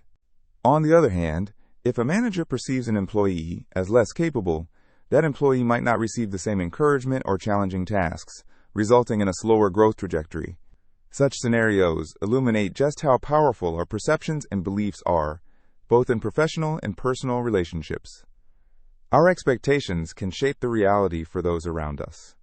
The Pygmalion Effect is not just limited to individuals but can also extend to teams and groups. For instance, a sports coach who believes their team can win a championship may instill confidence and resilience in the players. Even if they ultimately do not win, the belief in their capabilities can lead to improved teamwork and personal best during the season. This illustrates how a high expectation mindset can create a culture of growth and aspiration. It's also essential to recognize the flip side of this phenomenon, known as the Galatea Effect, where an individual's expectations for themselves can lead to increased performance. When a person believes they are capable and deserving of success, they tend to work towards their goals with greater conviction and effort. This self-fulfilling prophecy encourages them to strive for excellence and develop their potential. As you reflect on the Pygmalion Effect, consider how you can apply this understanding in your daily life. It might start in small, simple ways like offering encouragement to a friend or being more supportive in a team environment. The belief that people can improve and excel can bring about positive changes, fostering an atmosphere where everyone feels empowered to reach their potential. In your own life, think about instances where you have noticed others thriving under the attention and belief of someone. Perhaps you trained with someone who was continually encouraged by their coach to push their limits, leading to impressive results. On a personal level, we can choose to uplift one another with our words and actions, reinforcing the idea that everyone is capable of greatness. Ultimately, the Pygmalion Effect teaches us that expectations matter. How we view others can deeply influence their performance and confidence. This understanding can lead to more positive interactions, whether in educational settings, workplace environments, or personal relationships. By aspiring to uplift those around us and fostering a belief in their potential, we create a ripple effect, helping individuals strive toward their best selves and achieve remarkable outcomes. Embrace the idea that through expectation, we hold the power to inspire and elevate those around us. The placebo effect is a fascinating phenomenon observed in medicine and psychology, where individuals experience real changes in their health or well-being after receiving a treatment that has no therapeutic value. This effect showcases the incredible power of the human mind and its ability to influence bodily functions. Let's delve into the intricacies of the placebo effect and uncover how it works. Imagine a patient suffering from a mild headache who receives a sugar pill, believing it to be a powerful painkiller. Surprisingly, many of these individuals report significant relief from their symptoms, even though the pill contains no active medication. How can this be? The answer lies in the complex relationship between the mind and body. When a person expects a treatment to work, that expectation itself can trigger physiological changes in the brain that lead to an improvement in their condition. One of the keys to the placebo effect is the power of belief. Our beliefs can shape our perceptions and influence our physical states. This means that when individuals are given a treatment, their positive expectations can create a biochemical response in their bodies, releasing endorphins or other chemicals that alleviate pain or discomfort. This process illustrates the principle that the mind is a powerful instrument capable of inducing real changes. Research has shown that the placebo effect can be particularly pronounced in cases of pain management. In studies, patients who received placebos often reported pain relief similar to those who were treated with actual medications. This highlights how impactful a person's mindset can be when facing discomfort. Visualizing healing or nurturing positive thoughts can enhance the effectiveness of a perceived treatment. The placebo effect doesn't only apply to pain relief. It has been observed in various conditions, including depression, anxiety, and even some gastrointestinal disorders. For instance, some individuals with chronic gastrointestinal issues might experience significant symptom improvement after being administered a placebo treatment. The act of receiving care and the anticipation of getting better can lead to a genuine improvement in their health status. Interestingly, the placebo effect is also influenced by the context in which treatment is given. The environment, the interaction with healthcare providers, and even the color or shape of a pill can have an impact on the effectiveness of a placebo. For example, studies suggest that patients respond better to placebos administered by empathetic doctors, as the warmth and reassurance from the physician can enhance the healing experience. Another intriguing aspect of the placebo effect is its visibility in clinical trials. Researchers often use a control group receiving a placebo to measure the effectiveness of new treatments. By comparing the outcomes of participants on actual medication to those on placebos, scientists can gain insights into how much of a treatment's effectiveness is due to the chemical composition of the drug versus the psychological boost provided by the placebo effect itself. Factors such as genetics and individual differences also play a crucial role in how people respond to placebos. Some individuals are more likely to experience the placebo effect than others. This variability can be connected to different genetic predispositions or personal traits, such as optimism and resilience. Those with a more positive outlook on life may be more prone to benefit from placebo treatments, as their mindset can enhance the physiological response to a treatment, even when it is inert. Cultural factors further complicate our understanding of the placebo effect. In some cultures, the rituals surrounding treatment, like traditional medicine practices or spiritual healing, can amplify the effect of a placebo. These rituals can instill a sense of hope and expectation, leading to actual changes in health. This illustrates how deeply intertwined our beliefs, culture, and healthcare practices are with our physical well-being. One remarkable example of the placebo effect is its application in surgical settings.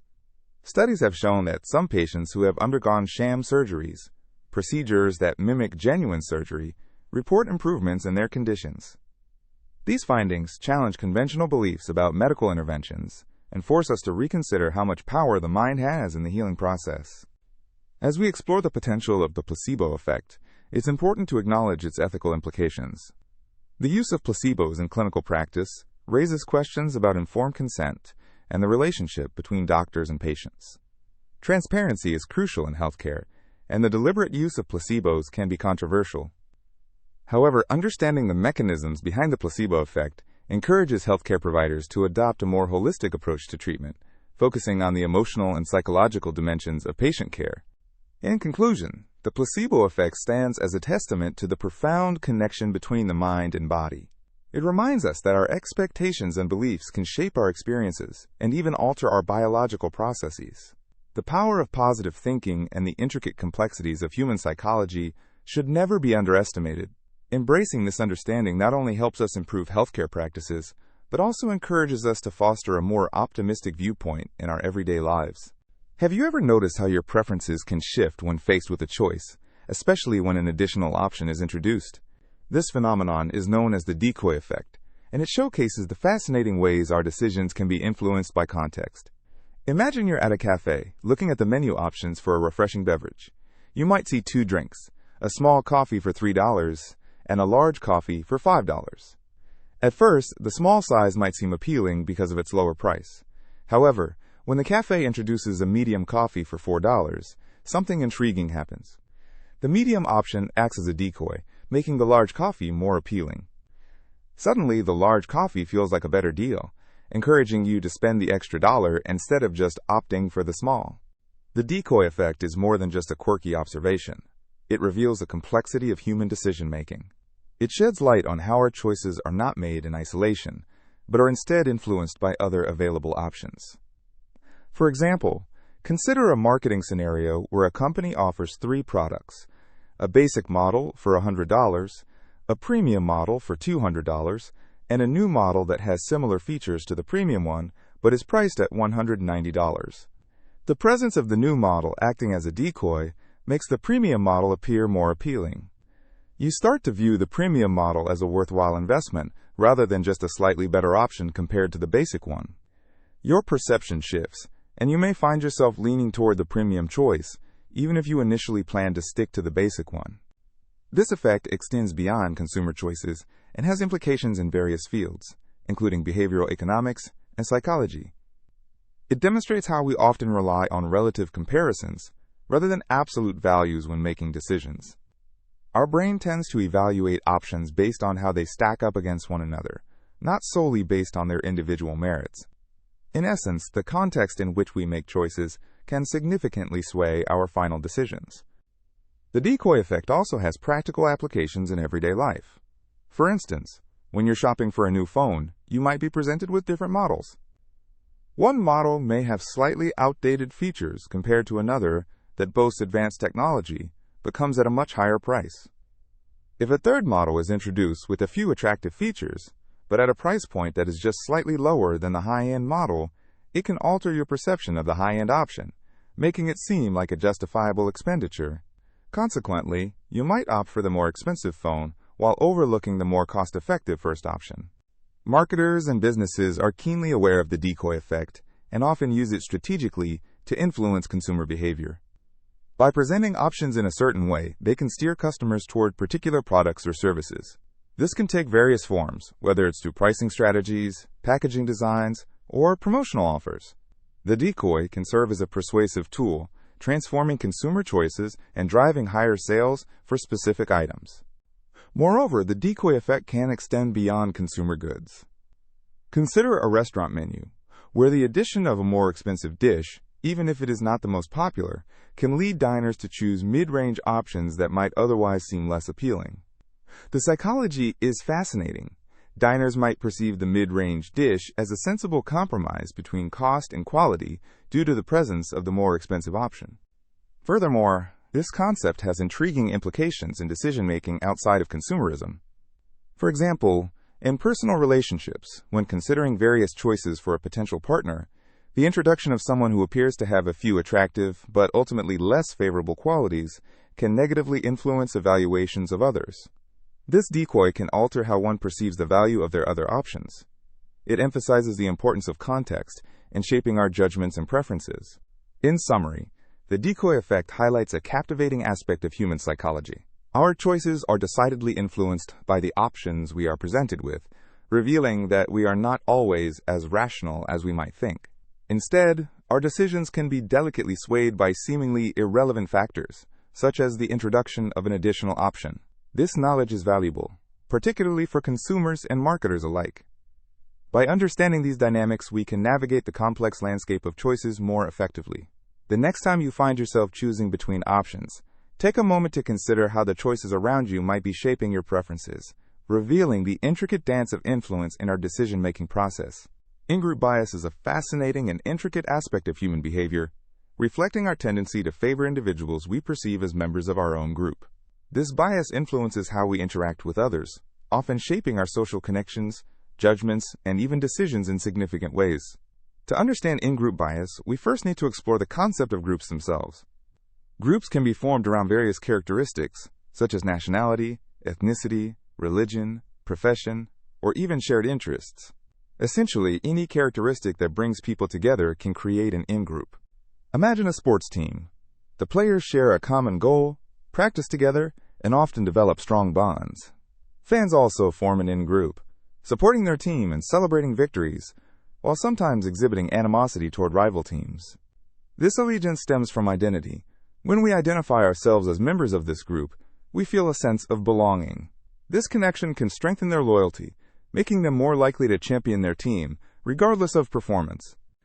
However, this loyalty can come with consequences. Studies in psychology show that in-group bias can lead to partiality in decision-making. For example, in a workplace setting, managers might favor employees who share similar backgrounds or interests, potentially overlooking the talents and contributions of others outside their circle. This preference can create divisions and foster an environment where not everyone has equal opportunities to shine. In-group bias can also manifest in more subtle ways. Picture a group of friends who share similar tastes in music or movies. They may unconsciously support each other's opinions, dismissing those who enjoy different genres as less worthy. This solidarity can reinforce the notion that their preferences are superior, creating a narrowing of perspectives. It is crucial to recognize this tendency and understand that diversity in thought is essential for personal and communal growth. Encouraging exchanges with those outside our immediate circles can enrich our experiences and broaden our horizons. To illustrate the implications of in-group bias further, consider a community event, such as a local festival. People naturally gravitate toward familiar faces, enhancing their connections and shared experiences. However, this can unintentionally alienate newcomers or individuals from different backgrounds. In contrast, reaching out to others and embracing a mix of perspectives can create a more inclusive atmosphere where everyone feels valued and heard. Research into in-group bias has revealed intriguing insights into its origins. Evolutionarily, our ancestors lived in small clans, where survival hinged on cooperation within the group. Trusting others who shared similar traits or experiences likely contributed to the clan's success over time. This instinctual preference for kinship has been hardwired into our behaviors, perpetuating the cycle of favoritism toward those who resemble us or share our values. Interestingly, in-group bias can even influence our perceptions of moral behavior. Studies show that individuals are more likely to excuse or overlook the negative actions of people within their group, while judging those outside more harshly. For instance, a person may downplay the wrongdoing of a friend from their community, but react negatively to a similar infraction committed by an outsider. This selective perception can skew our understanding of morality, highlighting the necessity of examining our biases critically. Moreover, in-group bias plays a role in the formation of stereotypes. When we categorize people into groups, we often rely on simplistic generalizations. This can lead to harmful misconceptions about others, as we fail to recognize their individuality. Acknowledging our tendencies toward stereotyping can help us become more conscious of the way we evaluate others and push against the urge to box people into predefined categories. In educational settings, teachers may unintentionally exhibit in-group bias toward students who share their backgrounds or interests. This favoritism can skew grading and access to opportunities, leaving others feeling marginalized. Creating awareness among educators about these biases can foster a fairer environment where all students are given equal encouragement and recognition, regardless of their backgrounds. The good news is that awareness and education can help mitigate the effects of in-group bias. Engaging in conversations about diversity and the benefits of inclusion can foster an environment where everyone is encouraged to share their unique perspectives. Regularly exposing ourselves to different cultures, opinions, and experiences can help break down the barriers that in-group bias creates, fostering a healthier, more cohesive society. To combat in-group bias effectively, we must push ourselves to step outside our comfort zones. This can be as simple as initiating a discussion with someone from a different background or attending events that celebrate cultural diversity. The goal is to form connections based on shared humanity, rather than differences, building bridges rather than walls. In summary, in-group bias is a natural part of our interpersonal dynamics. While it can lead to valuable connections and relationships, it's crucial to be mindful of its implications. By recognizing our tendencies to favor those within our circles and making conscious efforts to embrace diversity, we can create richer, more inclusive environments. Encouraging empathy and understanding will pave the way for better interactions and experiences, highlighting that, while we may belong to different groups, our shared humanity binds us all together. In our daily lives, we are constantly faced with choices. From the simplest decisions, like what to eat for breakfast, to more complicated ones, such as choosing a healthcare plan, we are bombarded with options. Interestingly, research has shown that many people tend to lean toward the default option when making these choices. This phenomenon is known as the default effect, and it plays a significant role in how we navigate our decision-making processes. Imagine you walk into a cafe that offers a variety of coffee drinks. You notice that there is a special promotion for a specific type of latte, which is featured prominently on the menu. Even if you initially plan to order a simple black coffee or a different flavor, you might find yourself gravitating toward that latte simply because it's the default option presented to you. This is not an uncommon occurrence, as the mere presence of a default can strongly influence our decisions.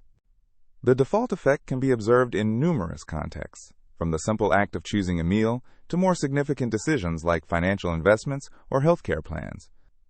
Many companies and organizations utilize this tendency to guide consumers towards desired outcomes.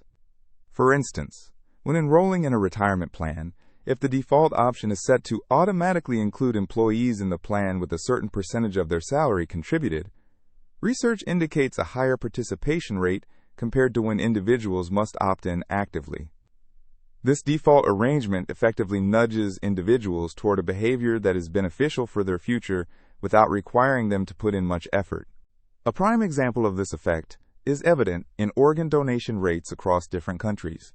In nations where the default option is set to presume consent for organ donation, the rates of individuals donating their organs after passing are significantly higher.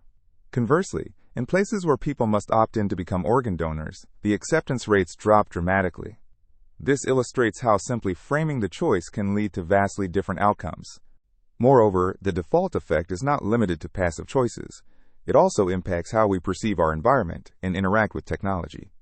For example, when setting up a new smartphone or any digital device, users often find themselves accepting the pre-selected settings without fully understanding them. These presets often prioritize convenience and simplicity, which can sometimes lead to less informed choices regarding privacy settings, notifications, and app permissions. In essence, many individuals will go along with whatever has been presented to them, rather than taking the time to assess their options. This tendency highlights an important aspect of human behavior: cognitive ease. When confronted with numerous choices, the mental effort required to evaluate each one can be overwhelming. The default effect provides a shortcut, allowing us to make decisions more efficiently by leaning toward pre-existing choices. While this can be beneficial in many cases, it also has drawbacks. By choosing the default, we might miss opportunities for better alternatives that require us to take the time to evaluate our options carefully. Another area where the default effect comes into play is in branding and marketing. Companies are keenly aware of how defaults can influence consumer behavior. For instance, when setting up subscriptions or trial memberships, businesses often include auto-renewal as the default option. Many users will simply stick with this setting rather than take the initiative to change it, leading to unexpected charges later on. This again exemplifies how defaults can nudge individuals toward choices they might not have actively made themselves.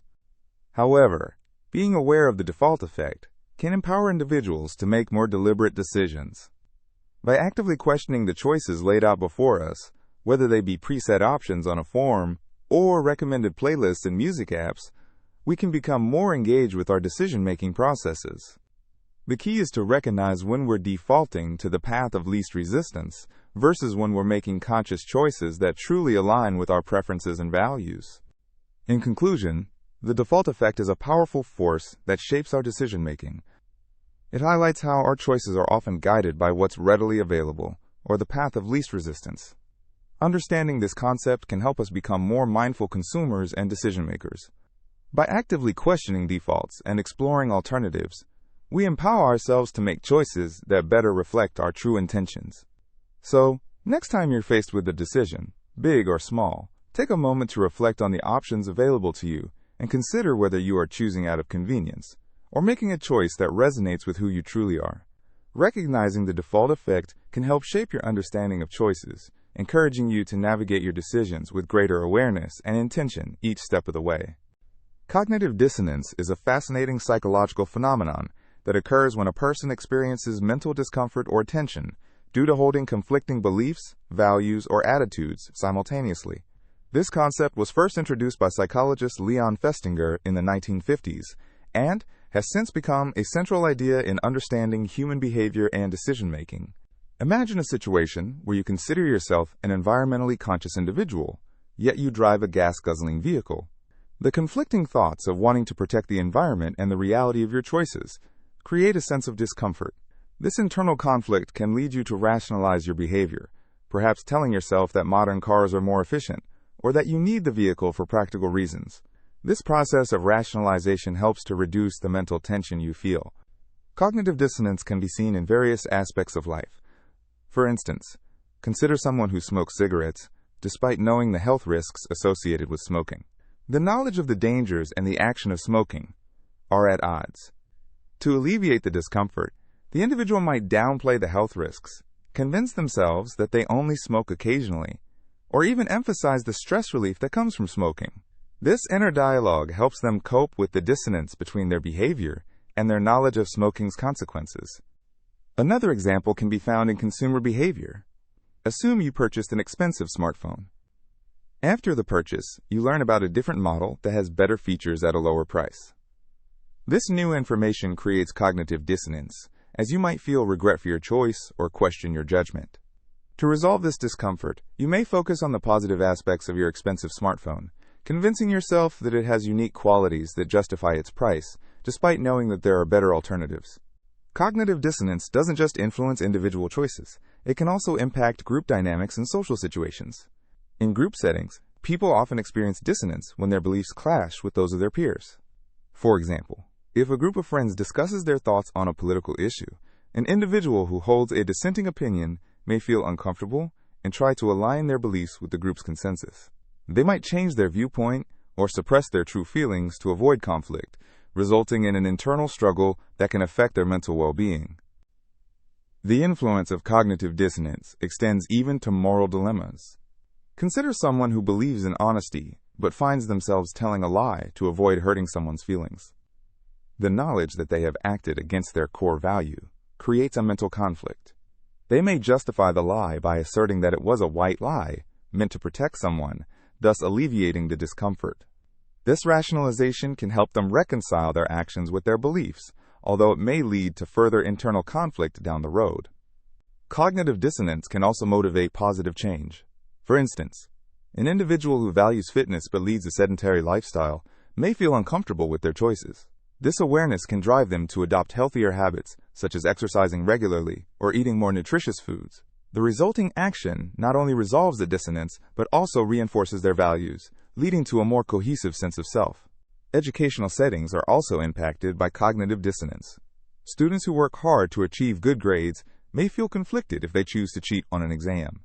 The dissonance between their values of integrity and the urge to succeed can lead them to grapple with their choices. They might justify their actions by claiming that everyone else does it, or that the pressure to achieve is too great, thus reducing their mental discomfort. Furthermore, cognitive dissonance is present in advertising and marketing strategies. Advertisers often create situations where consumers find themselves feeling dissonance after a buying decision. For example, a commercial might highlight how much better life could be with a particular product, triggering feelings of inadequacy in those who do not own it. This mental discomfort can persuade them to purchase the product, hoping to resolve the dissonance they feel about their current situation. Cognitive dissonance serves as a reminder of the complexities of human psychology. We often seek consistency in our beliefs, attitudes, and actions. When inconsistency arises, it can lead to discomfort. Understanding this concept can provide valuable insights into our motivations and help us navigate the intricacies of daily decision-making. By recognizing cognitive dissonance in our lives, we can develop a greater awareness of how our thoughts and actions may be in conflict. This awareness can pave the way for personal growth and transformation, allowing us to align our actions more closely with our values and beliefs.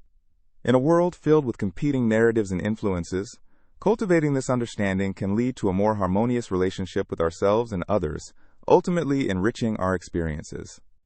Through the lens of cognitive dissonance, we gain a clearer understanding of why we behave the way we do, guiding us toward more conscious choices that reflect who we truly are.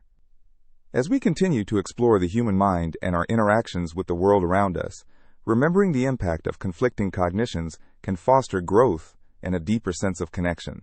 Imagine you own a small piece of art, perhaps a painting created by an artist you admire. Now think about how much you value that painting. You look at it every day, and to you, it is more than just a decorative piece. It embodies memories and emotions. This feeling of attachment to your own possessions is a psychological phenomenon known as the Endowment Effect. It's a fascinating concept that reveals how our ownership influences our perception of value.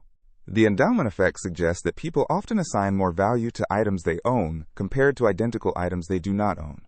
For instance, let's consider the case of 2 baseball tickets for a game. You might be willing to sell your ticket for a certain price, let's say $50. However, if your friend has an identical ticket, they may only be willing to pay a maximum of $30 for it. Why does this happen? Ownership brings with it a series of emotional ties and memories, which can lead to an inflated perception of value. An interesting experiment demonstrates this idea clearly. Researchers offered college students the option to either receive a coffee mug or choose a pen.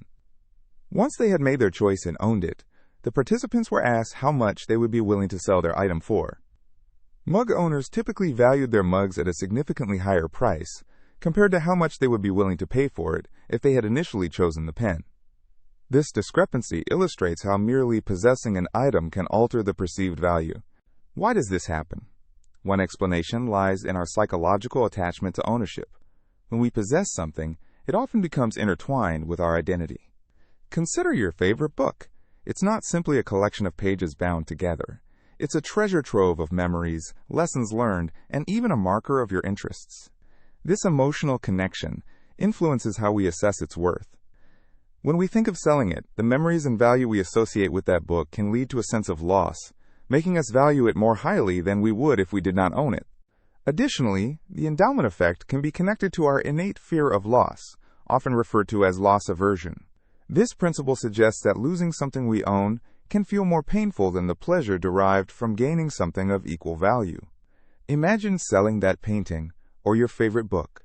The thought of parting with it may evoke a sense of regret or sadness, causing you to keep it close or demand a higher price to part with it. This behavior is not limited to tangible items. Even abstract concepts, such as ideas or plans, can exhibit the endowment effect. Imagine you've invested time and effort into a project. You are likely to see its potential and value much higher than an outsider would. This phenomenon can influence decision-making in various aspects of life, including investments, relationships, and even business strategies. In everyday life, people often find it challenging to let go of items, even if they are no longer useful. Think about a pair of shoes tucked away in the back of your closet. You might have worn them only once, yet you struggle to part with them. This reluctance stems from the endowment effect, where the mere act of owning the shoes makes them seem more valuable and significant than their actual utility. Understanding the endowment effect can offer valuable insights into our decision-making processes. It can help us recognize moments when we may be overvaluing our belongings and encourage a more objective assessment of their worth. For example, when decluttering our spaces, we might find it helpful to ask ourselves whether we are basing our attachment on genuine utility or simply on the fact that these items are ours. This idea extends into broader economic behaviors as well. Businesses can leverage the endowment effect to increase sales. Consider a company that offers free trials of a product. By allowing customers to experience and use the product, the company creates a sense of ownership. Once customers have used the item, they may view it as more valuable and be willing to make a purchase, following the principles of the endowment effect. In the realm of marketing, the endowment effect can be harnessed to create more engaging consumer experiences. For instance, brands that encourage customers to try out products in store tend to create a greater emotional connection. Shoppers who get the chance to hold or use a product are more likely to perceive it as valuable, contributing to their decision to buy. The impact of the endowment effect extends beyond material objects. People often display reluctance when discussing changes in their lives or workplaces, holding on to established practices and habits. This resistance can stem from the emotional security tied to the familiar. Understanding this tendency can help improve organizational change management strategies by addressing emotional responses and the importance of ownership when introducing new initiatives. The Endowment Effect highlights a critical aspect of human psychology, our deep-seated connections to what we own. Whether it's an object, an idea, or a plan, these attachments shape our perceptions of value and influence our choices. By embracing this knowledge, we can navigate our decisions with greater awareness, allowing us to see beyond our emotional ties and better assess what really holds value in our lives. The false consensus effect is a fascinating psychological concept that examines how people often overestimate the degree to which others share their opinions, beliefs, and preferences. Imagine you are cheering for your favorite sports team, wearing their colors proudly, and you assume that the majority of people around you share your enthusiasm. This assumption can lead you to believe that your viewpoint is not just your own, but a widespread belief shared by many. Research suggests that this effect occurs because of the way we form our own opinions. Often, we base our beliefs on our personal experiences and the people we interact with regularly. If most of your friends are in agreement with you about a particular issue, it's easy to think that the entire world feels the same way. In this way, the false consensus effect can create a sort of echo chamber, reinforcing our beliefs without us even realizing it. Take, for instance, the topic of movie preferences. If you adore a particular film and discuss it passionately with friends who also loved it, you might begin to think that no one could possibly dislike that movie. However, when you step outside of your social circle and speak to others who may have different tastes, you might be surprised to find that opinions vary widely. This illustrates how the false consensus effect can skew our understanding of popular opinion. Another instance can be seen in political discourse. Often, individuals who strongly align with a political party may feel that their views are the norm. When surrounded by like-minded individuals, it can be easy to forget that a significant number of people hold opposing beliefs. This phenomenon can perpetuate divisions in society as people struggle to understand perspectives different from their own. The origins of the false consensus effect can be linked to cognitive biases, particularly the availability heuristic. This is a mental shortcut where people rely on immediate examples that come to mind when evaluating a topic. If someone frequently hears opinions that mirror their own, those viewpoints become more readily accessible and thus more likely to be viewed as common. Consider how social media amplifies this effect. Algorithms curate content based on what we engage with most, creating a personalized news feed that reflects our beliefs. This can lead to an even stronger impression that everyone thinks like us. When we constantly see affirming opinions on our feed, it can create a skewed perception of reality, distancing us from the diverse views that exist. A prime example of this effect is found in the realm of voting behavior. Following an election, some voters may incorrectly believe that their candidate had a majority support, even when the election results tell a different story. This misperception can lead to an ongoing cycle of frustration and disbelief, as individuals cling tightly to their assumptions about broader societal consensus. The false consensus effect can also play a role in areas such as consumer behavior.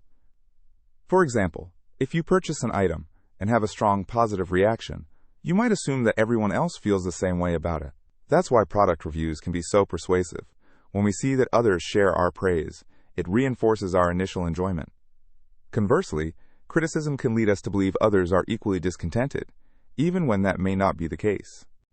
Understanding the false consensus effect has important implications for communication and interpersonal relationships.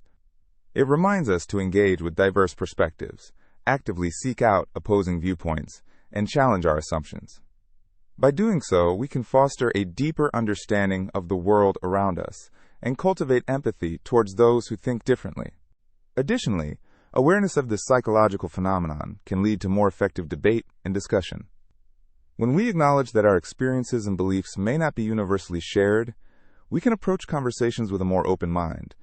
Questioning our assumptions can lead to richer interactions, as we become curious about the reasoning behind others' opinions rather than dismissing them outright.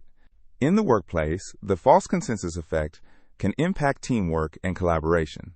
Team members may overlook valuable insights simply because they assume everyone is on the same page. Encouraging dialogue, promoting inclusivity, and fostering a culture of feedback can help bridge gaps in understanding. This not only enhances creativity, but also strengthens team dynamics. In conclusion, the false consensus effect is a reminder of the complexities of human perception. It highlights how our beliefs can shape our view of the world, leading us to assume that others share our perspectives more than they might actually do. By embracing an attitude of curiosity and openness, we can mitigate the impact of this effect and create richer, more meaningful connections with those around us. Remember to challenge your assumptions, seek diverse voices, and celebrate the variety of thoughts that exist in our world. You might just discover perspectives that expand your understanding and enrich your conversations. Have you ever read a personality description that seemed to capture your essence perfectly, even though it could apply to countless other people? This phenomenon is known as the Forer effect, named after psychologist Bertram Forer, who first demonstrated it in the 1940s. The fascinating aspect of the Forer effect lies in our intrinsic tendency to interpret vague, general statements as uniquely personal insights. Forer conducted an experiment in which he provided his students with a seemingly tailored personality analysis. However, this analysis consisted of broad and ambiguous statements that could resonate with just about anyone. Statements included phrases like, "You have a great need for other people to like and admire you, and while you have some personal weaknesses, you are generally able to overcome them." After reading these descriptions, the students were asked to rate how accurately they felt the analysis reflected their personality. The majority rated it as highly accurate. So why do we respond to these general statements as if they were crafted specifically for us? One reason is that people tend to focus on the details of the descriptions that apply to them, while overlooking the parts that don't. Our brains are wired to seek patterns and make connections, which leads us to believe that what we read is more applicable than it truly is. Another factor contributing to the Forer effect is our desire for self-affirmation. These vague descriptions often highlight personal strengths and optimistic traits, which are inherently appealing. When we encounter statements that make us feel good about ourselves, we become more inclined to accept them as true, even if they are generic. This explains why many people find horoscopes or fortune cookie messages surprisingly relevant. They often resonate because they evoke those positive feelings we seek. The Forer effect is not limited to personality assessments alone. It can be found in various areas of life, including performance evaluations, relationship compatibility readings, and even in therapeutic settings. Many self-help books and motivational speakers use similar language that taps into the Forer effect to connect with their audience. For example, phrases like, "You have a creative side that you are just starting to explore," can resonate deeply, even if the individual does not view themselves as particularly creative. The implications of the Forer effect stretch beyond personal introspection. It raises intriguing questions about the nature of human perception and belief systems. Why do we sometimes choose to validate a generalized statement over a detailed, specific account that may not reflect our experience? The answer may lie in our complex emotional landscapes. Individuals often seek confirmation of their identities and experiences, making them vulnerable to accepting information that feels affirming, even if it is not precise. In various fields, practitioners sometimes unknowingly exploit the Forer effect to enhance the perceived credibility of their messages.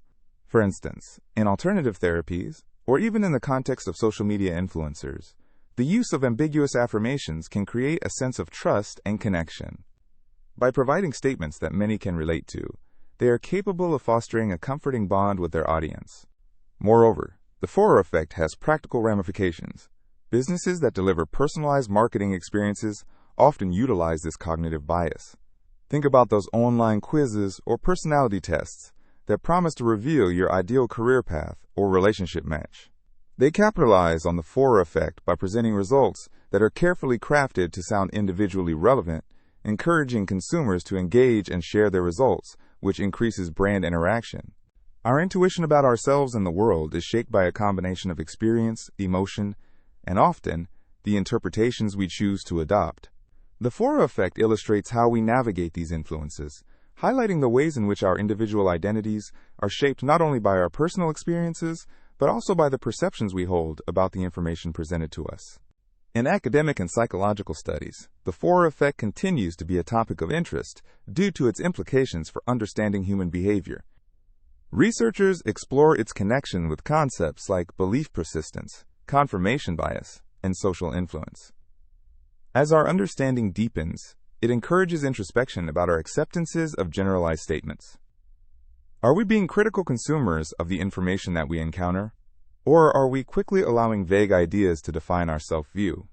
In our fast-paced, information-rich world, it's vital to remember that our interpretations are powerful.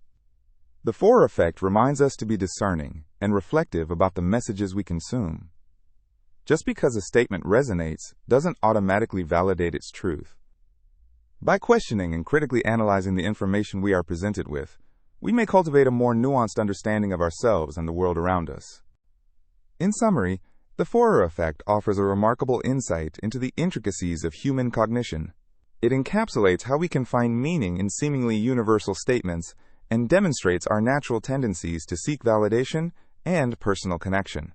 Learning about this phenomenon not only enhances our knowledge of ourselves, but also shapes our interactions with the world, encouraging mindfulness about the messages we absorb and the beliefs we hold dear. The next time you encounter a description that seems all too familiar, remember the Forer effect, and take a moment to consider how much of it is grounded in your unique reality versus the broad strokes of generalization. Herd behavior is a fascinating phenomenon that occurs when individuals in a group follow the actions or decisions of others. This often happens in uncertain situations where people may be unsure about what to do or where to go. Instead of relying solely on their own judgment, individuals look to their peers for cues, leading to collective behavior. You can observe herd behavior in various settings, from natural environments to social and financial markets. A classic example of this can be seen in the animal kingdom. When a herd of wildebeest crosses a river, the entire group moves together, even if some members sense danger lurking nearby. This instinctual behavior helps protect them from predators, as moving en masse creates confusion and makes it harder for hunters to target any one individual. The collective movement becomes a survival strategy rather than an individual decision. In the context of human behavior, consider how crowds behave at major events like concerts or sports games. If a sudden commotion arises, such as someone shouting or running, people often respond by following suit without fully understanding the situation. This reaction can be attributed to the instinct to align with the group, often driven by the need for social acceptance or safety. People might not stop to analyze the real threat. Instead, they simply jump into action, going with the flow of the crowd. In the world of fashion, herd behavior also plays a significant role. Individuals often gravitate toward styles and trends that are popular among their peers. For instance, during a particular season, you might notice everyone sporting a specific color or pattern. This can lead to a rapid spread of trends, as more and more people adopt a similar look. The influence of social media amplifies this effect, as individuals showcase their most trendy outfits online, encouraging others to follow suit. The stock market provides another fascinating illustration of herd behavior. Investors often make decisions based on what others are doing, rather than conducting their own in-depth analysis. If a particular stock is rising quickly, even those who don't typically invest may feel compelled to buy in, driven by the fear of missing out. This can create rapid fluctuations where stocks surge or plummet based on group sentiment rather than fundamentals, highlighting the power of collective psychology. Herd behavior can also be observed in crisis situations. During emergencies, such as natural disasters, people often look to others for cues on how to react. If they see others evacuating, they are more likely to do the same, even if they have not yet assessed the risk for themselves. This can help organize a collective response, yet it can also lead to panic if a mass exit occurs, causing chaos instead of a calm retreat. In an educational context, students may exhibit herd behavior when it comes to study habits or school activities. If a group of students decides to study a particular topic together, others may feel inclined to join, simply to be a part of the community. This not only fosters collaboration, but can enhance learning experiences, as students benefit from each other's insights and perspectives.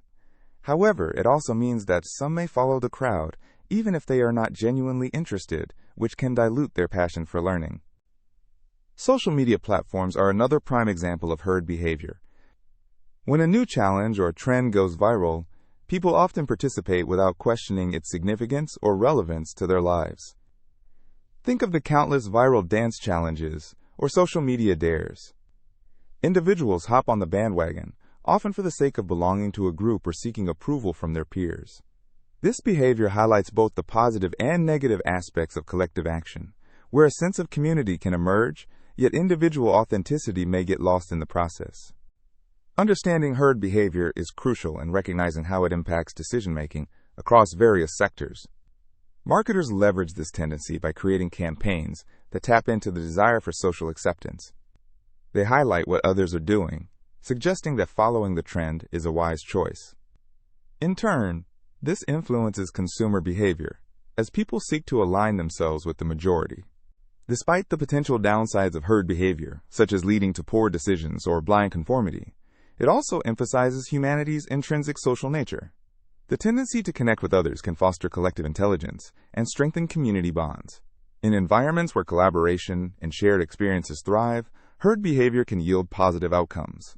In summary, herd behavior serves as a powerful reminder of the influence groups hold over individual actions.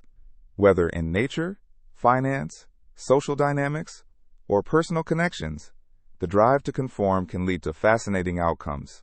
Recognizing these patterns can help us navigate our social environments more effectively, allowing us to appreciate both the benefits and potential pitfalls of following the crowd. Understanding herd behavior not only sheds light on our actions, but also helps us cultivate an awareness of how we might contribute to or resist collective influences in our own lives.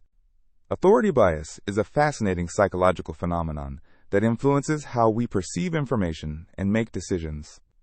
At its core, authority bias describes our tendency to assign greater credibility and importance to the opinions and insights of authority figures, such as experts, leaders, or well-respected individuals in a specific field. We often find ourselves instinctively trusting these figures due to their experience, training, or position, without assessing the merit of their arguments or evidence independently.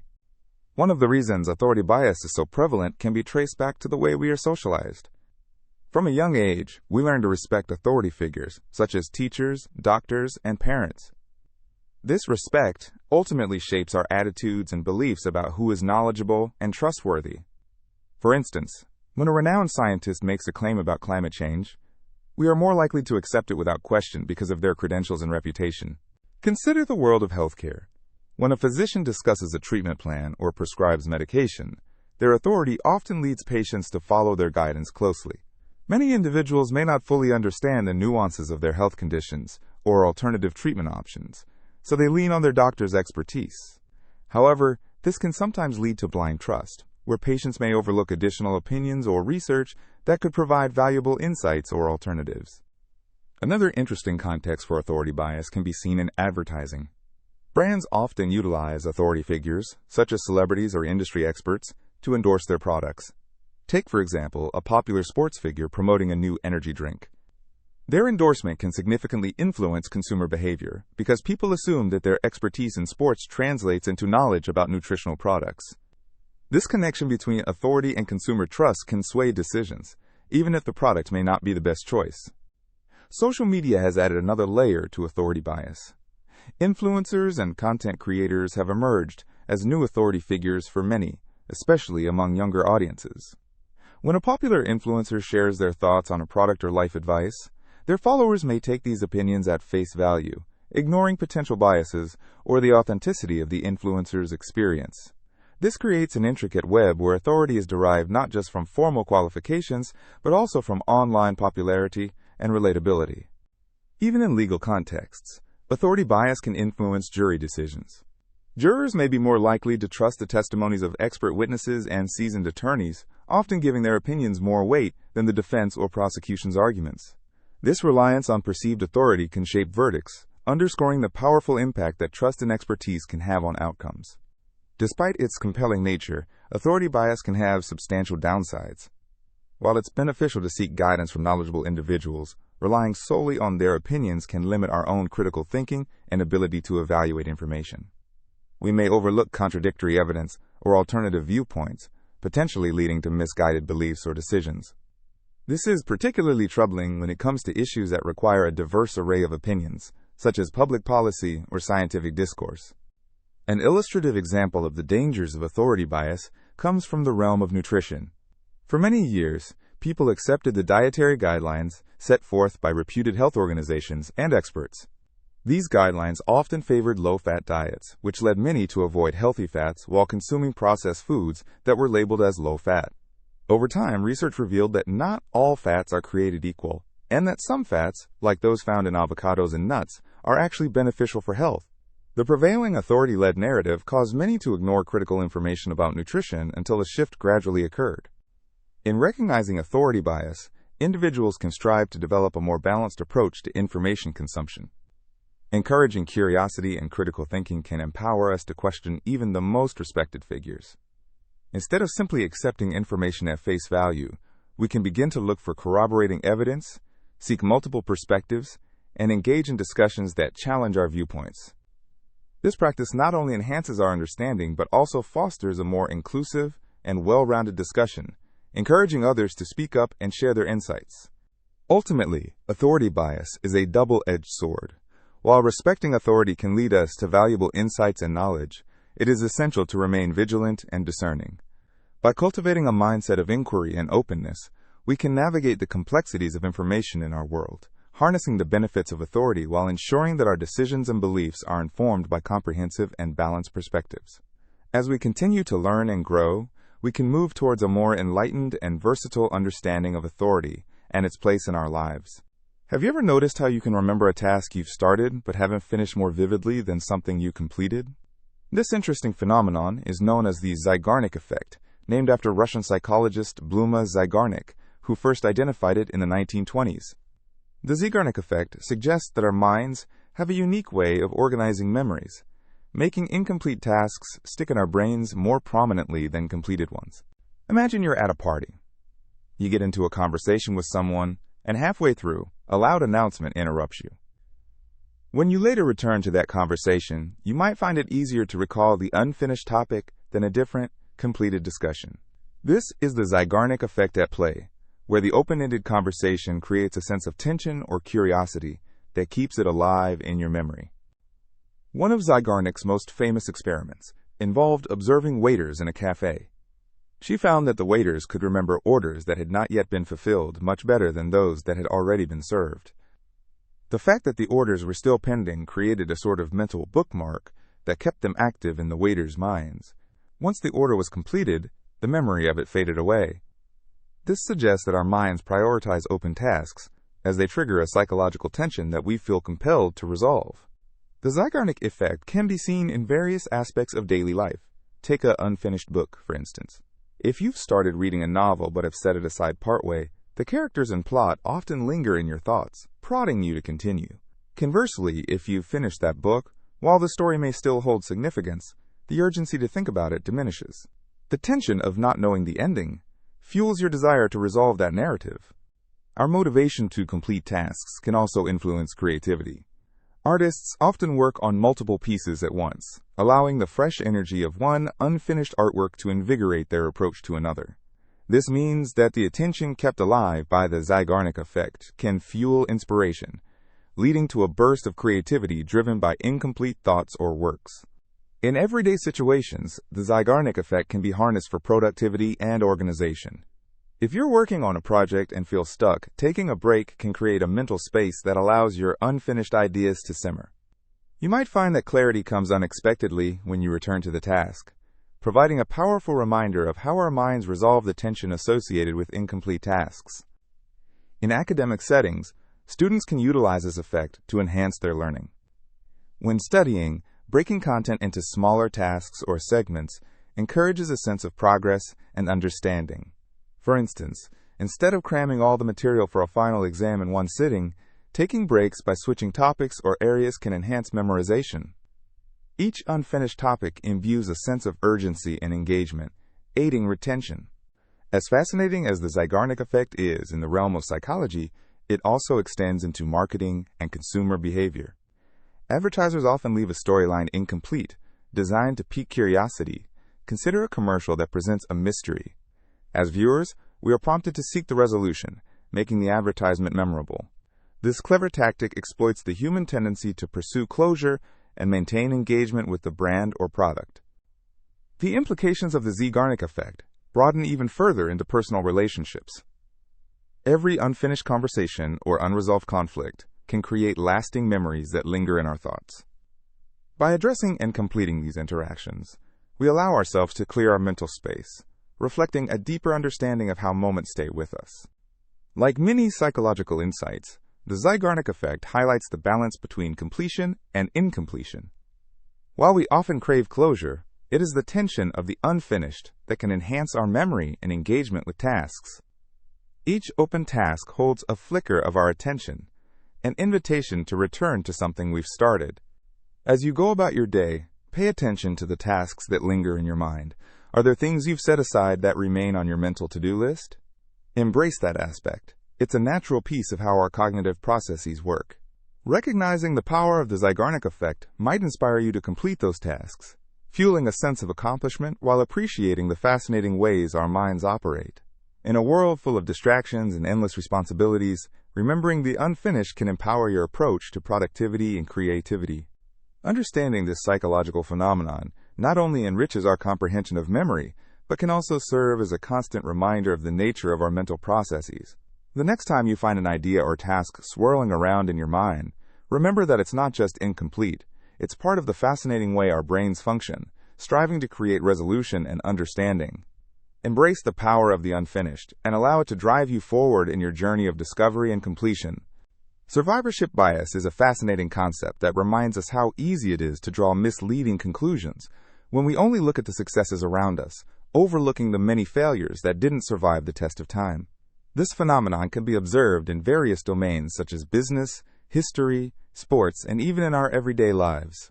By focusing solely on the examples that thrive, we may miss out on valuable lessons that failures can teach us. Imagine you are sitting in a classroom listening to a lecturer speak about entrepreneurial success stories. You hear about the well-known companies like Apple and Google, and you might feel inspired by their journeys. However, what's crucial to recognize is that these stories represent only a tiny fraction of all the businesses that have come and gone.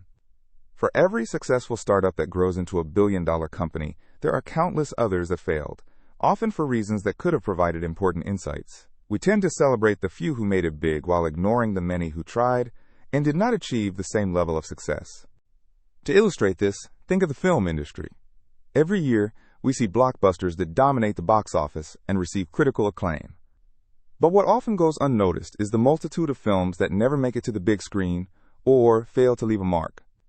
These movies may have great stories, actors, or directors behind them, yet they become forgotten and overlooked simply because they didn't resonate with audiences or manage to secure distribution. When we only hear the stories of the films that made it successfully, we ignore the wealth of creativity and effort that went into the many that fell short. Sports also serve as an excellent example of survivorship bias. Consider the world of professional athletes.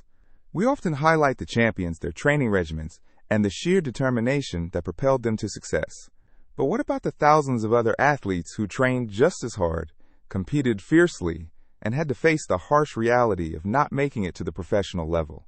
Their stories, filled with dedication and perseverance, often go unheard. By focusing on the few who achieved greatness, we risk simplifying the complexities of athletic careers and overlooking the invaluable lessons found in the struggles of those who didn't reach the pinnacle. In history, we find that survivorship bias can also shape our understanding of events and figures. For instance, when we celebrate great leaders and thinkers, we often fail to account for the many others whose ideas were discarded or who never gained recognition. These forgotten voices might have provided vital contributions or insights that could offer a fuller picture of historical developments. By examining only the successes, we risk painting an incomplete narrative, one that does not embrace the failures and challenges that often shape the course of human events. Think about the field of science, where advancements are made by building upon previous discoveries. We often acknowledge the great scientists who revolutionized their fields, such as Einstein or Curie. But what about the scientists whose hypotheses were never published, or who faced ridicule for their ideas? Their experiments, although deemed failures, yielded results that could still inform future inquiries. Recognizing their contributions can help cultivate a more nuanced understanding of the scientific process and progress. In our personal lives, we frequently experience survivorship bias as well. We might look at people who achieve dreams, such as traveling the world or starting their own businesses, and while it can serve as motivation, it might also lead us to overlook the trials and setbacks that people face. For every inspiring tale of someone chasing their passion, there are numerous stories of people who weren't able to navigate the challenges, whether due to financial constraints, timing, or other unforeseen circumstances. These experiences, despite not leading to success, hold valuable lessons about resilience and risk. It is essential to remind ourselves that observing only the surface-level successes can distort our perspective. While it's natural to admire triumphs, a balanced view that incorporates failures allows for a deeper understanding of what it truly takes to overcome obstacles and achieve goals. By examining both sides of the spectrum, successes and failures, we empower ourselves to learn from the past and prepare for the future. Next time you hear about a remarkable achievement, take a moment to ponder the untold stories behind it. Whether it's in business, sports, history, or your own life experiences, remember that the road to success is often paved with hard work, failure, and lessons learned. Understanding this concept can enrich our perspectives, encourage empathy, and inspire us to embrace life's complexities rather than oversimplify them. In doing so, we may find ourselves better equipped to navigate our own journeys, drawing from a well-rounded narrative of experience that appreciates not just who made it, but who tried. Have you ever noticed how a friend's laughter can brighten your day, or how a single frown in a crowded room can dim the atmosphere? This phenomenon is known as emotional contagion, the process by which emotions can be transferred from one person to another. It happens more often than you might think, influencing our moods, thoughts, and even our behaviors in subtle but powerful ways. Consider a simple scenario. You walk into a cafe, and the barista greets you with a warm smile and cheerful energy. Almost instinctively, you feel a lift in your own spirits. This is emotional contagion at work. Our brains are wired to recognize and mirror the emotions of those around us. When someone expresses joy, enthusiasm, or contentment, it can trigger similar feelings within us, creating a ripple effect. Research has shown that emotional contagion can occur through various means. Facial expressions play a crucial role. For instance, when we see someone smiling, we might not just understand that they're happy. We might actually begin to smile ourselves, often without consciously realizing it. This mirroring can also happen with body language and tone of voice. If you're chatting with someone who speaks with excitement, their energy can be infectious, making you feel more enthusiastic about the conversation too. But it isn't just positive emotions that spread easily. Negative feelings can be contagious too. Imagine being in a room where someone is visibly upset. Their sadness can seep into the emotional landscape, affecting everyone else in that space. You might start feeling uneasy or melancholic, reflecting the mood of the individual. This is an important aspect of emotional contagion, as it emphasizes how our environments can impact our emotional states. A fascinating example of this can be seen in social groups and teams. In professional settings, the emotional tone set by a leader can influence the entire team's motivation and productivity. If a manager approaches challenges with optimism and enthusiasm, it encourages the team to adopt a similar outlook, fostering a positive and productive workplace. Conversely, if negativity takes hold, it can lead to a decline in morale and performance. Social media further amplifies emotional contagion. A single post expressing joy or triumph can create a wave of positivity, prompting friends and followers to share their happy moments in return. Similarly, negative news can spread rapidly, affecting how people feel across vast distances. This is where the power of connection becomes evident. We are all part of a larger emotional ecosystem that we contribute to and shape every day. Emotional contagion also serves an essential social function. It can strengthen interpersonal bonds, fostering empathy and support within groups. When we share in each other's emotions, whether through joy or sorrow, it deepens our connections and understanding of one another. This shared emotional experience can make us feel less isolated in our feelings, reminding us that we are not alone in our journeys. On a more individual level, being aware of emotional contagion can empower us to choose the emotional environments we engage with. Surrounding ourselves with positive people can elevate our own spirits, while being mindful of negative influences can help us cultivate a more balanced emotional state.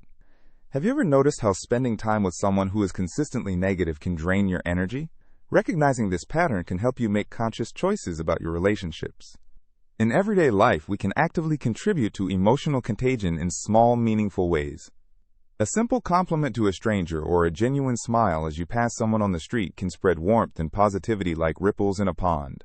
Holding the door open for someone or thanking a cashier can create a small moment of shared happiness that brightens both your day and theirs. Furthermore, Emotional contagion isn't limited to direct interactions. We can also influence emotions through creative outlets. Think of a powerful movie that made you laugh or cry. Your emotional responses can reverberate long after the credits roll. Music, art, and literature have the capacity to evoke strong feelings, encouraging us to reflect, empathize, and connect with others, even when they are not physically present. In the grand tapestry of human interactions, emotional contagion reminds us of our innate ability to affect one another. Our emotions not only shape our own experiences, but also intertwine with the feelings of those around us, creating a vibrant, interconnected web of shared humanity. So, the next time you find yourself in a social setting, take a moment to observe the emotional dynamics at play. Notice how laughter can light up a room, and how a single moment of kindness can create a chain reaction. By understanding and embracing emotional contagion, we can collectively foster joy, empathy, and connection in our communities, transforming simple moments into profound shared experiences. Together, our emotions can create waves of positivity, lifting each other up one smile at a time. Imagine you are at a bustling coffee shop, surrounded by people. You notice how easy it is to strike up a conversation with someone who is sitting right next to you compared to someone across the room. This scenario is an everyday example of what we call proximity bias, a phenomenon where our preferences lean towards people or things that are physically closer to us. Proximity bias can be observed in various settings, from our personal life to the workplace. For instance, think about your circle of friends. Chances are you spend more time with those who live nearby, even if you have long-distance friends who share similar interests. This natural inclination isn't a conscious choice. It's simply how we interact with the world around us. When people are nearby, they become more accessible, making it easier to form relationships and engage in activities. At work, proximity bias can shape team dynamics significantly. Consider a scenario where two employees, one working from home and another in the office, are both equally qualified for a project. The team leader may unconsciously favor the person who is physically present, simply because they are more visible and easier to communicate with. This can lead to disparities in career advancement opportunities, as those working remotely might not receive the same recognition, even if they contribute equally or more. This bias isn't limited to people alone. It also extends to the products we buy and the services we choose. When shopping, consumers often gravitate towards local stores or nearby brands. For instance, you might find yourself opting for a familiar cafe around the corner rather than a new one that's a bit further away, even if the latter offers superior quality. This can result in a sense of comfort with local businesses, but it can also stifle exploration and discovery of better options that are just a bit out of reach. There are also psychological aspects to consider. The more we interact with something or someone, the more familiar and comfortable we become. Neuroscience suggests that our brains reward us for familiar experiences, making them more appealing over time. This familiarity helps build trust and connection, which is why we often prioritize those closest to us. In the digital realm, proximity bias carries over into our online interactions. Social media algorithms tend to promote content and connections from people we already engage with. This creates a feedback loop where we are continuously exposed to familiar faces and voices, limiting our exposure to diverse viewpoints and experiences. If you often find yourself liking posts from friends rather than seeking new connections, you're experiencing a form of proximity bias in the digital landscape. Furthermore, this bias can have societal implications. In terms of community development, initiatives may focus more on areas that are easily accessible, often overlooking neighborhoods that require more attention but are further away. This can perpetuate inequalities and disparities in resources and support, as those working in a more constrained geographic area prioritize projects within their immediate vicinity. Recognizing proximity bias is the first step in addressing it. By becoming aware of this tendency, we can actively seek to challenge our preferences. For instance, schedule regular virtual catch-ups with friends who live further away, or make a conscious effort to explore businesses outside your typical neighborhood. At work, ensure that remote team members are included in discussions and decision-making processes, creating an equitable environment for everyone. One effective way to combat proximity bias is through structured engagement. Encourage teams to rotate locations for meetings or create virtual collaboration tools that allow for the inclusion of all members, regardless of their physical location. In social settings, set goals to engage with people outside of your immediate circle, perhaps by joining community events or trying new hobbies that attract a diverse crowd. In conclusion, Proximity bias is a natural human inclination, favoring the familiar and nearby over the distant or unfamiliar. Understanding this tendency helps us create a more balanced and inclusive approach in our relationships, work environments, and communities. By recognizing and addressing proximity bias, we can promote greater diversity, equity, and engagement in all areas of our lives. Embracing the broader world around us may lead to enriching experiences and connections that we might otherwise overlook. Start taking those small steps today, and you might be surprised at the rewarding experiences waiting just beyond your familiar horizon. Self-serving bias is a fascinating psychological concept that influences how people interpret their experiences and actions. At its core, self-serving bias is the tendency for individuals to attribute positive outcomes to their own abilities, efforts, or characteristics, while blaming negative outcomes on external factors or circumstances. This bias serves to protect our self-esteem and maintain a positive self-image. Imagine you ace an important exam. It's easy to think to yourself that all those late-night study sessions and hours spent reviewing the material paid off. You might even tell your friends that your hard work and intelligence were the keys to your success. On the other hand, consider if you had struggled on that same exam. In that case, it is likely you would attribute that disappointing grade to the teacher being unfair, the test being too difficult, or just having a bad day.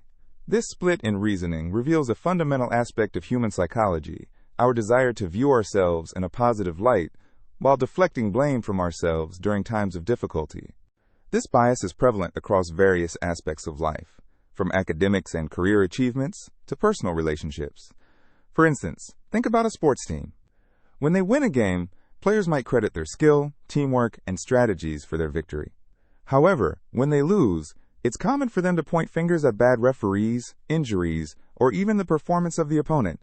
By attributing wins to their strengths and losses to external variables, players protect their confidence and keep morale high. Self-serving bias isn't just limited to dramatic scenarios like sports or exams. It also appears in everyday situations. When someone makes a delicious meal, they may attribute the success to their culinary prowess. Conversely, if a meal they cooked doesn't turn out so well, they might blame the recipe or claim the ingredients weren't fresh and use those external factors to explain the culinary disappointment. In relationships, self-serving bias can manifest in communication and conflict resolution. For example, if you argue with a friend and things escalate, both parties might interpret the situation differently. One might feel assured that their arguments were strong and justified, believing they are in the right, whereas the other person might focus on the insistence that the friend is never willing to listen or understand their feelings, attributing the conflict to the other's refusal to communicate. It is important to recognize that self-serving bias is a normal cognitive pattern and can be seen across cultures and societies. It reflects our inherent need for self-preservation and can be soothing in the face of failure or challenges. However, this bias may also hinder personal growth or hinder healthy relationships when individuals avoid accountability or dismiss valuable feedback. Awareness of this bias can lead to a more balanced perspective. By acknowledging the role that both internal factors, like effort and talent, and external factors, such as chance or situational context, play in our successes and failures, we can foster a more accurate and holistic understanding of our experiences. For example, consider a musician who performs at an event. If the performance is well received, they might attribute their success to their hard work and practice. However, the audience's mood, the quality of the venue's sound system, or even the ambiance of the space could also significantly impact the reception. Recognizing these external factors doesn't diminish the musician's skill. Instead, it broadens their understanding of the performance landscape, enabling them to appreciate the combination of their talent and the circumstances that contributed to their success. Self-serving bias can also have implications in professional settings. Employees who receive a promotion may feel justified in their belief that it was due to their hard work and leadership qualities. However, an awareness of the dynamics within the workplace and the contributions of their team and organizational influences can lead to greater empathy and insight into the collaborative nature of success. In summary, self-serving bias is a fundamental aspect of human cognition that shapes our perceptions of success and failure. By acknowledging this phenomenon, we can become more mindful of our attributions and strive for a more balanced viewpoint. This awareness not only enriches our understanding of our individual experiences, but also enhances our relationships with others, creating a culture of accountability, teamwork, and mutual respect. The next time you encounter a situation where your performance is evaluated, reflect not just on your contributions, but also on the multitude of other factors at play. Engaging with this practice can lead to personal growth and deeper connections with others, embodying a more realistic and graceful approach to the complexities of life. The goal gradient effect is a fascinating concept in psychology and behavior science that shows how our motivation and effort tend to increase as we get closer to achieving a goal. This phenomenon can be observed in various aspects of our daily lives, from finishing a work project to completing a personal fitness challenge. Imagine you are running a marathon. In the beginning, you may feel energized and motivated, but as the middle stretch approaches, fatigue can set in. However, as you see the finish line in the distance, your body taps into a reserve of energy you didn't know you had, propelling you forward with renewed vigor. This sudden surge of effort is a perfect example of the goal gradient effect in action. This effect is not limited to physical activities. It can also play out in our workplaces. Consider the way projects are managed. When a team works on a long-term project, they might feel more invested as they hit specific milestones, such as completing the first draft of a report or achieving major benchmarks. Each completed stage serves as a signal that they are getting closer to the end, generating a surge in productivity. This increasing motivation can transform what initially seemed like an overwhelming task into an achievable goal, making each part of the process more fulfilling. The goal gradient effect can also influence our spending habits. Retailers often capitalize on this principle, especially with loyalty programs. When you have a card that tracks points or rewards, and your points are approaching a level where you earn a free item, you may find yourself more inclined to make additional purchases. This behavior is driven by the realization that you are close to a reward, motivating you to exert more effort to reach that point. You can see similar behaviors in everyday situations. Think about a long-awaited vacation. As the departure date nears, anticipation grows, and you may find yourself putting extra effort into packing, planning activities, or even preparing your home for your absence. The closer you get to that vacation, the more excited and driven you become, turning your focus toward your objective. To understand this concept better, let's take a look at a simple experiment that illustrates the goal gradient effect. Researchers conducted a study where subjects were asked to stamp a card with a stamp for each tenth of a mile they ran on a treadmill. Some participants were given a full card with 10 spaces, while others received a partial card with just 2 spaces already filled in. Those with the partial card filled out their card significantly faster, likely because they perceived themselves as closer to completing their goal, motivating them to push harder. The applications of this effect can stretch across all demographics and settings. For students, achieving incremental success in their studies can lead to lasting motivation. Completing an easier assignment can instill confidence. As the semester progresses, the increasing grasp of knowledge helps students feel accomplished as the goal of completing their degree approaches. This is where small wins can drive significant momentum. In work settings, managers can harness the power of this effect by breaking larger projects into smaller deliverable stages. Each time a team member completes a task, they gain a sense of accomplishment, and this can lead to elevated spirits and an increased willingness to tackle subsequent tasks. Managers who understand the power of this effect can drive productivity by fostering an environment that continuously rewards these incremental achievements. Moreover, it can play a vital role in habit formation. For instance, someone aiming to read more books might set a challenge to finish 1 chapter a day. As they complete chapters, the progress becomes evident, which in turn encourages further reading. This ties back to the idea that when we feel closer to a goal, we are more inclined to put forth a greater effort, making the journey not just rewarding but enjoyable as well. Motivation thrives on progress, and when individuals clearly see how much closer they are to their goals, it ignites an internal fire. This effect highlights the importance of tracking progress, whether it's through a checklist, digital app, or even habit-forming journals. The clearer the path to the goal, the more likely people are to engage fully with the task at hand. Think about how this principle could impact your day-to-day life. Consider tasks that seem daunting at first, like starting a home improvement project or learning a new language. By setting smaller, measurable goals along the way, you foster an environment that supports your progress. Every small success can build momentum, reinforcing your commitment to the long-term goal. In conclusion, the goal gradient effect captures a key aspect of human motivation. the idea that as we perceive ourselves getting closer to a goal, our effort magnifies. By understanding this principle, we can enhance our productivity in various areas of life, from personal projects to professional endeavors and everything in between. So the next time you are on the verge of reaching your goal, remember that the finish line can inspire an extra push and transform the journey into something even more rewarding. Embracing this effect may just unlock new levels of achievement in your life. The bystander effect is a fascinating psychological phenomenon that reveals much about human behavior. Imagine you witness an emergency situation. Maybe it's someone in distress needing urgent assistance. You might expect that everyone around you would jump in to help. However, research has shown that the larger the group of people present, the less likely any individual is to take action. This paradox can be traced back to several key psychological factors. One of the most significant is diffusion of responsibility. When an emergency occurs in a crowded place, responsibility for helping is shared among all onlookers. Each person might think that someone else will step in, leading to a situation where no one does anything at all. This can create a sense of complacency. You might feel less pressure to act when there are others around, thinking that others are better equipped or more qualified to help. Another important aspect is social influence. In moments of crisis, individuals often look to others for cues on how to react. If everyone stands around watching without intervening, others may interpret this as a sign that no action is necessary. This results in a kind of collective inaction, where the presence of others can actually stifle response rather than encourage it. Imagine a crowded street where a car accident happens.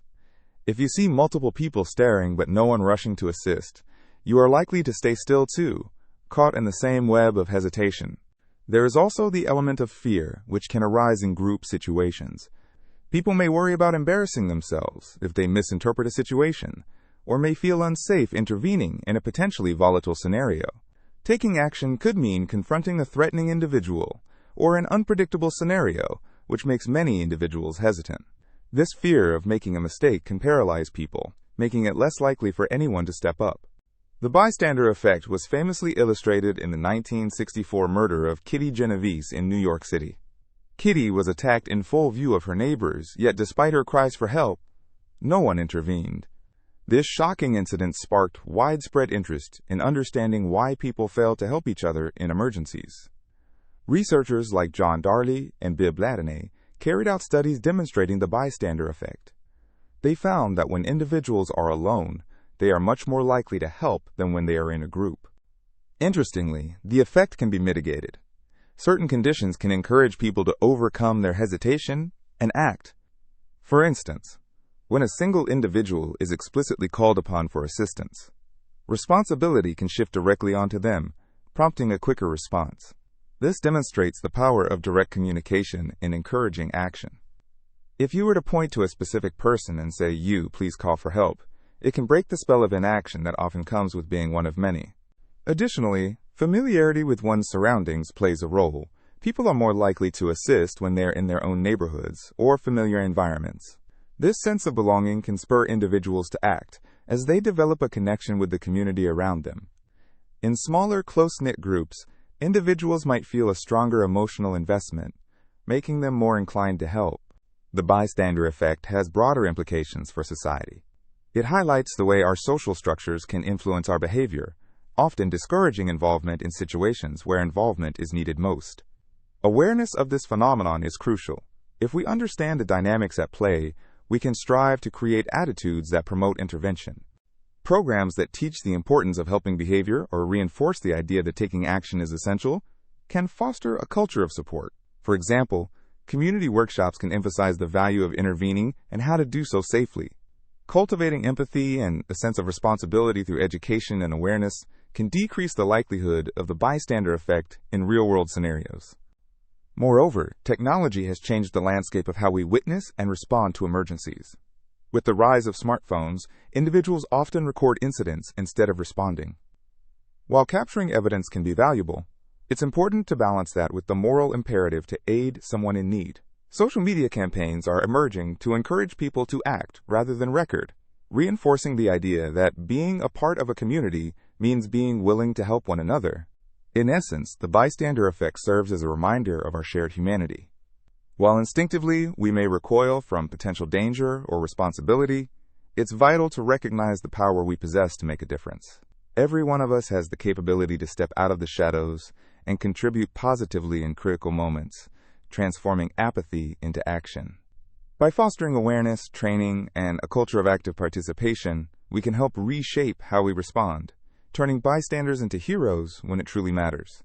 Imagine you are attending a gathering with friends when you suddenly realize you're feeling a bit anxious. You might find yourself thinking that everyone else at the event is also feeling anxious or uncomfortable. This thought might lead you to behave differently, perhaps by withdrawing or acting a little less sociable. This phenomenon is known as projection bias, and it reflects an interesting aspect of human psychology. Projection bias refers to the tendency to assume that other people share our current thoughts, feelings, and preferences. It's easy to see how these assumptions can influence our interactions and decisions. For instance, think about a time when you were excited about a new movie that was being released. You might have assumed that everyone else shared your enthusiasm, but not everyone has the same taste in films. By projecting your excitement onto others, you might feel disappointed when you discover that some of your friends are indifferent or even uninterested in seeing the movie. Now, let's consider how projection bias can affect decision-making in a different context, such as shopping. Imagine you are in a store, and you come across an item that you really love, perhaps a trendy jacket. You may think to yourself that anyone would want to buy this jacket. This could lead you to make a quick purchase under the assumption that everyone else will share your appreciation for it. Later, when you wear the jacket to gatherings, you notice that others don't react the way you expected. This moment can reveal how your feelings didn't necessarily align with those of others, showcasing the projection bias in action. Projection bias can also play a role in our relationships. When we are happy in our romantic relationship, we might start to think that our partner feels the same way at all times. However, feelings can fluctuate and change based on various factors. If we assume our partner's feelings mirror our own, we might fail to communicate effectively about their feelings, which can lead to misunderstandings. It is essential to recognize that everyone experiences emotions based on their unique perspectives and circumstances. Consider another example involving social media. Imagine scrolling through your feed and seeing friends posting happy and vibrant pictures from their weekend.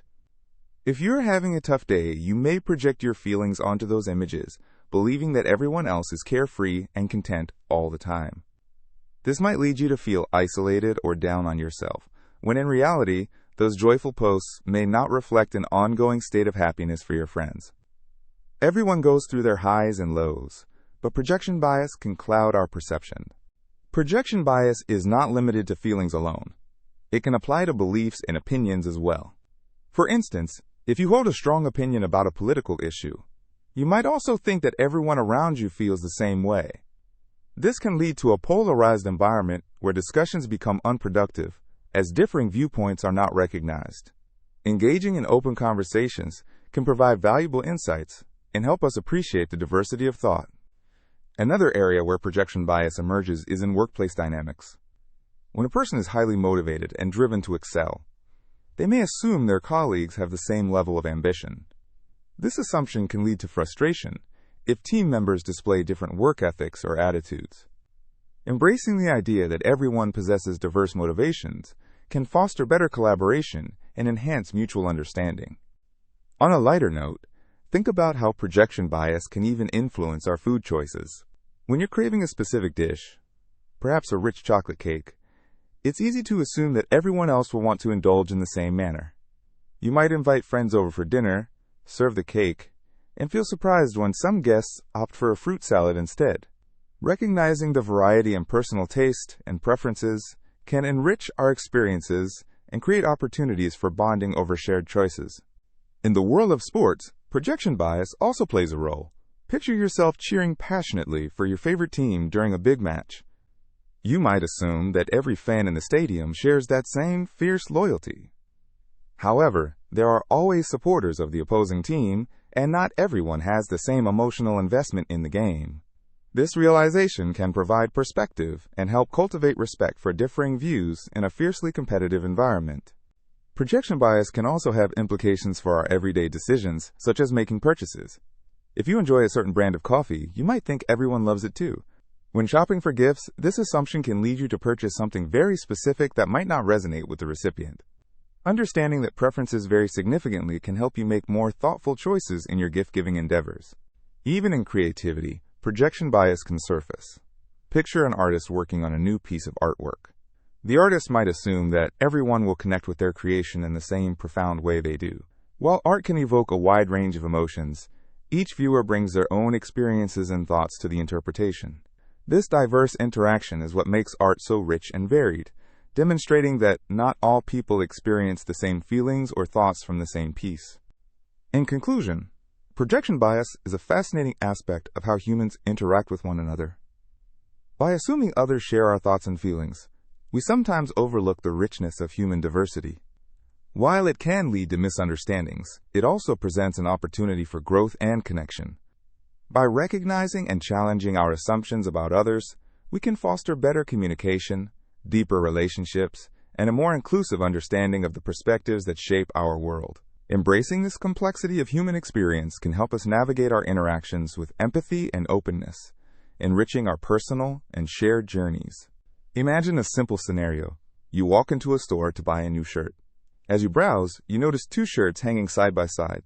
One is a bright and vibrant color, like a bold red, while the other is a dull and muted shade, perhaps a faded gray. The moment you see the red shirt, its brightness catches your attention. It's striking and energetic. In contrast, the gray one suddenly seems less appealing. This moment illustrates a powerful concept known as the contrast effect, where the evaluation of an object is influenced by a recently encountered contrasting object. The contrast effect plays a significant role in various aspects of our daily lives, often without us even realizing it. When people are faced with a decision, our minds automatically compare options against each other. This can occur in shopping, personal relationships, job offers, and much more. Understanding how this effect works can provide valuable insights into our behavior and preferences. Let's consider another example. Picture visiting a restaurant that serves 3 types of steak. You are served a small, unseasoned cut. First, it sits there on your plate, looking rather unexciting.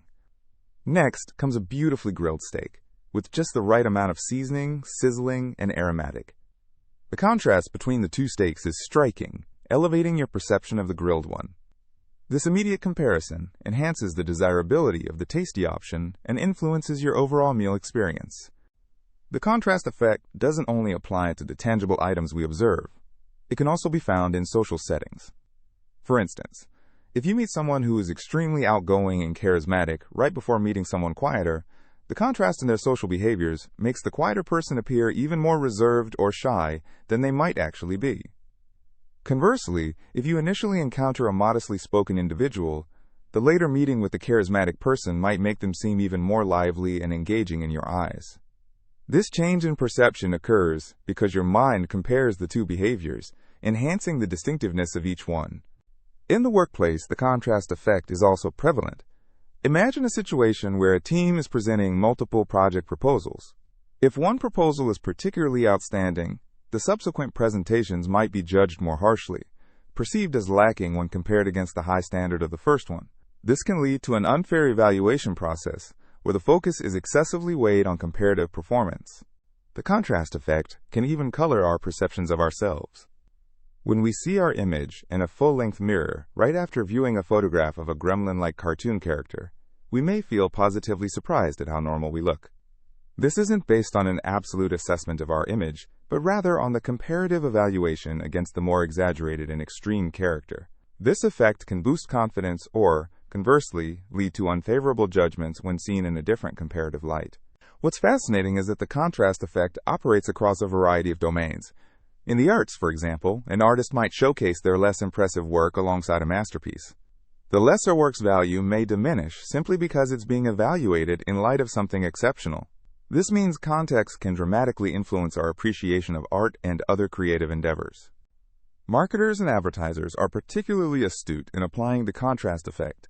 Think about how many service providers promote premium services alongside standard options. The premium package, when presented next to a basic one, highlights its features and entices customers to choose the more expensive route, even if the standard offering is still perfectly adequate for their needs. In relationships, we often compare partners or friendships. Someone may find a person more appealing after observing traits that make them stand out. After spending time with a more introverted group, a lively and social friend might seem even more charming and exciting than before. The effect of contrasts on perceptions can shape how we understand and interact with the people around us. How we perceive environmental conditions can also rely on this contrast principle. For instance, after being accustomed to the chill of a winter day, a day that feels slightly warmer could feel like a warm embrace, even if it's just a few degrees above freezing. The initial cold sets a baseline from which all subsequent evaluations spring forth, modifying our experience dramatically. In realizing the depth of the contrast effect, it becomes evident that every slight variation in our environment, the people we encounter, or even the choices we make can influence our perceptions in a significant way. Each comparison we make can subtly shift our evaluations, enhancing our appreciation, detracting from our judgments, or influencing decisions without our conscious awareness. When navigating the world around us, it's important to be mindful of how comparisons shape our experiences. An awareness of the contrast effect can open up avenues for better decision-making, whether in social contexts, business environments, or even when we're simply enjoying a meal. By keeping the contrast effect in mind, we can better navigate our perceptions, becoming more aware of the nuances that influence how we view ourselves and the world. In every choice, whether big or small, there's a contrast in play, shaping our experiences in a rich and complex tapestry. Embracing this knowledge allows us to appreciate the subtleties of life, guiding us toward a more nuanced understanding of our experiences. Imagine being in a crowded room, surrounded by a mix of familiar faces and strangers. As you walk in, you start to feel a wave of self-consciousness. You might think to yourself that everyone is staring at you, judging your appearance, your choices, or even how you carry yourself. This feeling is not just a personal experience, it is something many people go through, and it comes from a psychological phenomenon known as the spotlight effect. The spotlight effect refers to the tendency of individuals to overestimate the extent to which their actions and appearance are noticed by others. This mental quirk can make us feel as though we are at the center of attention, as if each little misstep or imperfection is magnified for everyone to see. For instance, say you spill a drink at a party. While you might feel as though the entire room has paused to observe your blunder, in reality, most people are likely wrapped up in their own conversations, barely noticing your moment of clumsiness. To help illustrate this effect, consider a typical classroom setting. A student might dread the moment when they are called upon to answer a question.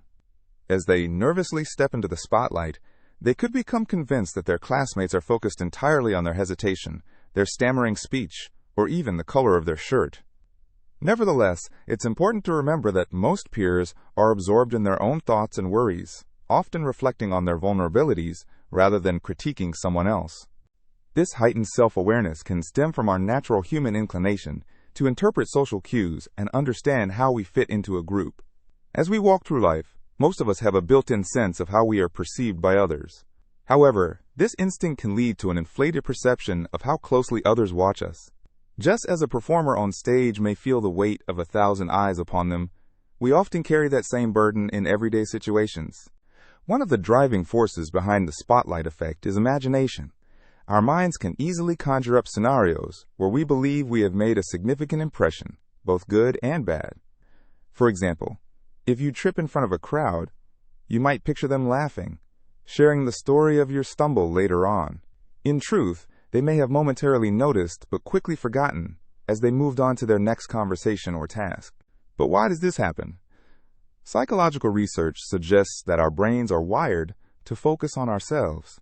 As we navigate life, we are the protagonists of our own stories, experiencing events from our own unique perspective. This mindset leads to the assumption that others are just as aware of our nuances and struggles. It's like wearing a bright spotlight only we can see. We're acutely aware of our every move, but forget that others can't possibly be as focused as we are on ourselves. Additionally, the rise of social media has intensified this phenomenon. With the constant exposure to carefully curated lives, it's easy to feel inadequate or overly scrutinized. When we post a photo online and wait for likes or comments, we might feel as though every small detail is under intense scrutiny. In reality, while people may appreciate or critique our posts, they likely have their own lives and interests that take precedence over a fleeting moment captured in a picture. This overestimation of attention, however, can be a double-edged sword. While it can spur feelings of embarrassment, it can also create unwanted pressure. Many individuals may find themselves hesitating to engage in new activities, fearing judgment, This fear can stifle creativity and spontaneity, keeping us from fully experiencing all that life has to offer. If we accept that others are often less focused on our actions than we think, we can find freedom in self-expression. To combat the spotlight effect, one helpful approach is to shift our focus outward instead of inward. By directing our attention to those around us, we can become more uplifting and supportive, transforming what feels like a personal burden into an opportunity for connection. When we notice the quirks or oddities of others, we realize that they too may be caught in their own anxieties. This encourages a sense of empathy and understanding that fosters healthier relationships. Another effective strategy is to practice self-compassion. Remind yourself that everyone makes mistakes and has their own insecurities. If you trip or stutter, it is a simple part of the human experience. Embracing this truth can diminish the perception of being in the spotlight. By recognizing the shared experience of vulnerability, we cultivate a more balanced perspective, allowing ourselves to be more forgiving and patient with our perceived shortcomings. In summary, the spotlight effect sheds light on a common human experience, the belief that we are constantly observed and judged by others. By understanding this phenomenon, we can learn to navigate our social worlds with greater ease, letting go of unnecessary anxieties about how we are perceived. So the next time you step into a new situation and feel that all eyes are on you, remind yourself that the truth is likely much lighter than your imagination suggests. Embrace the moment and allow yourself the freedom to simply be. The sunk cost fallacy is a common mistake that many people make, often without realizing it. It refers to the tendency to continue investing time, money, or effort into a project or decision based on what has already been invested, rather than evaluating the future benefits and costs. This phenomenon can be observed in various aspects of life, from business decisions to personal relationships. Imagine you have spent a substantial amount of money on a theater ticket for a show that you are not enjoying. Despite your dissatisfaction, you choose to stay until the end, because you feel you have already spent money on this experience. In this scenario, the money you spent is a sunk cost. Instead of focusing on the present enjoyment or lack thereof, your decision is influenced by the past investment. This illustrates how our emotions can cloud our judgment, leading to choices that do not necessarily yield the best outcomes. The sunk cost fallacy can also occur in business environments. Consider a company that has poured resources into developing a new product. After months of research and significant financial investment, it becomes clear that the product will not succeed in the market. However, due to the considerable amount that has already been invested, the decision makers may choose to push forward, convinced that abandoning the project would mean wasted resources. This reliance on past investments often results in throwing good money after bad and can hinder a company's ability to pivot and pursue more promising opportunities. In personal relationships, the sunk cost fallacy can manifest in various ways. Think about a long-term friendship that has become toxic. Despite feeling unhappy and unfulfilled, one might hesitate to walk away from the relationship because of the years invested. The memories, shared experiences, and effort put into maintaining the friendship can create a powerful emotional barrier. This attachment can lead individuals to stay in unhealthy dynamics, convinced that leaving would mean all the time spent was for nothing, rather than looking ahead at what a healthier situation might offer. Another common place to witness this fallacy is in the context of professional development. Picture a person who has devoted years to gaining expertise in a particular field, only to find that they no longer enjoy their work or see a future in that industry. They might continue to pursue career advancements in that field, boxing themselves into a decision influenced by their past efforts, rather than reevaluating their current desires and market opportunities. This can lead to frustration, disillusionment, and a sense of being trapped in a path that no longer serves them.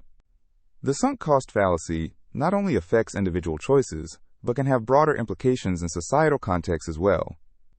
For instance, governments and large organizations can fall prey to this thinking. Consider a public infrastructure project that has gone significantly over budget and is now faced with numerous delays. Decision makers may feel compelled to keep funding the project, justifying the additional expenses by referencing the money already spent. This can lead to substantial waste and missed opportunities to invest in other areas that could have a more positive impact. One way to combat the sunk cost fallacy is by focusing on the present and future rather than past investments.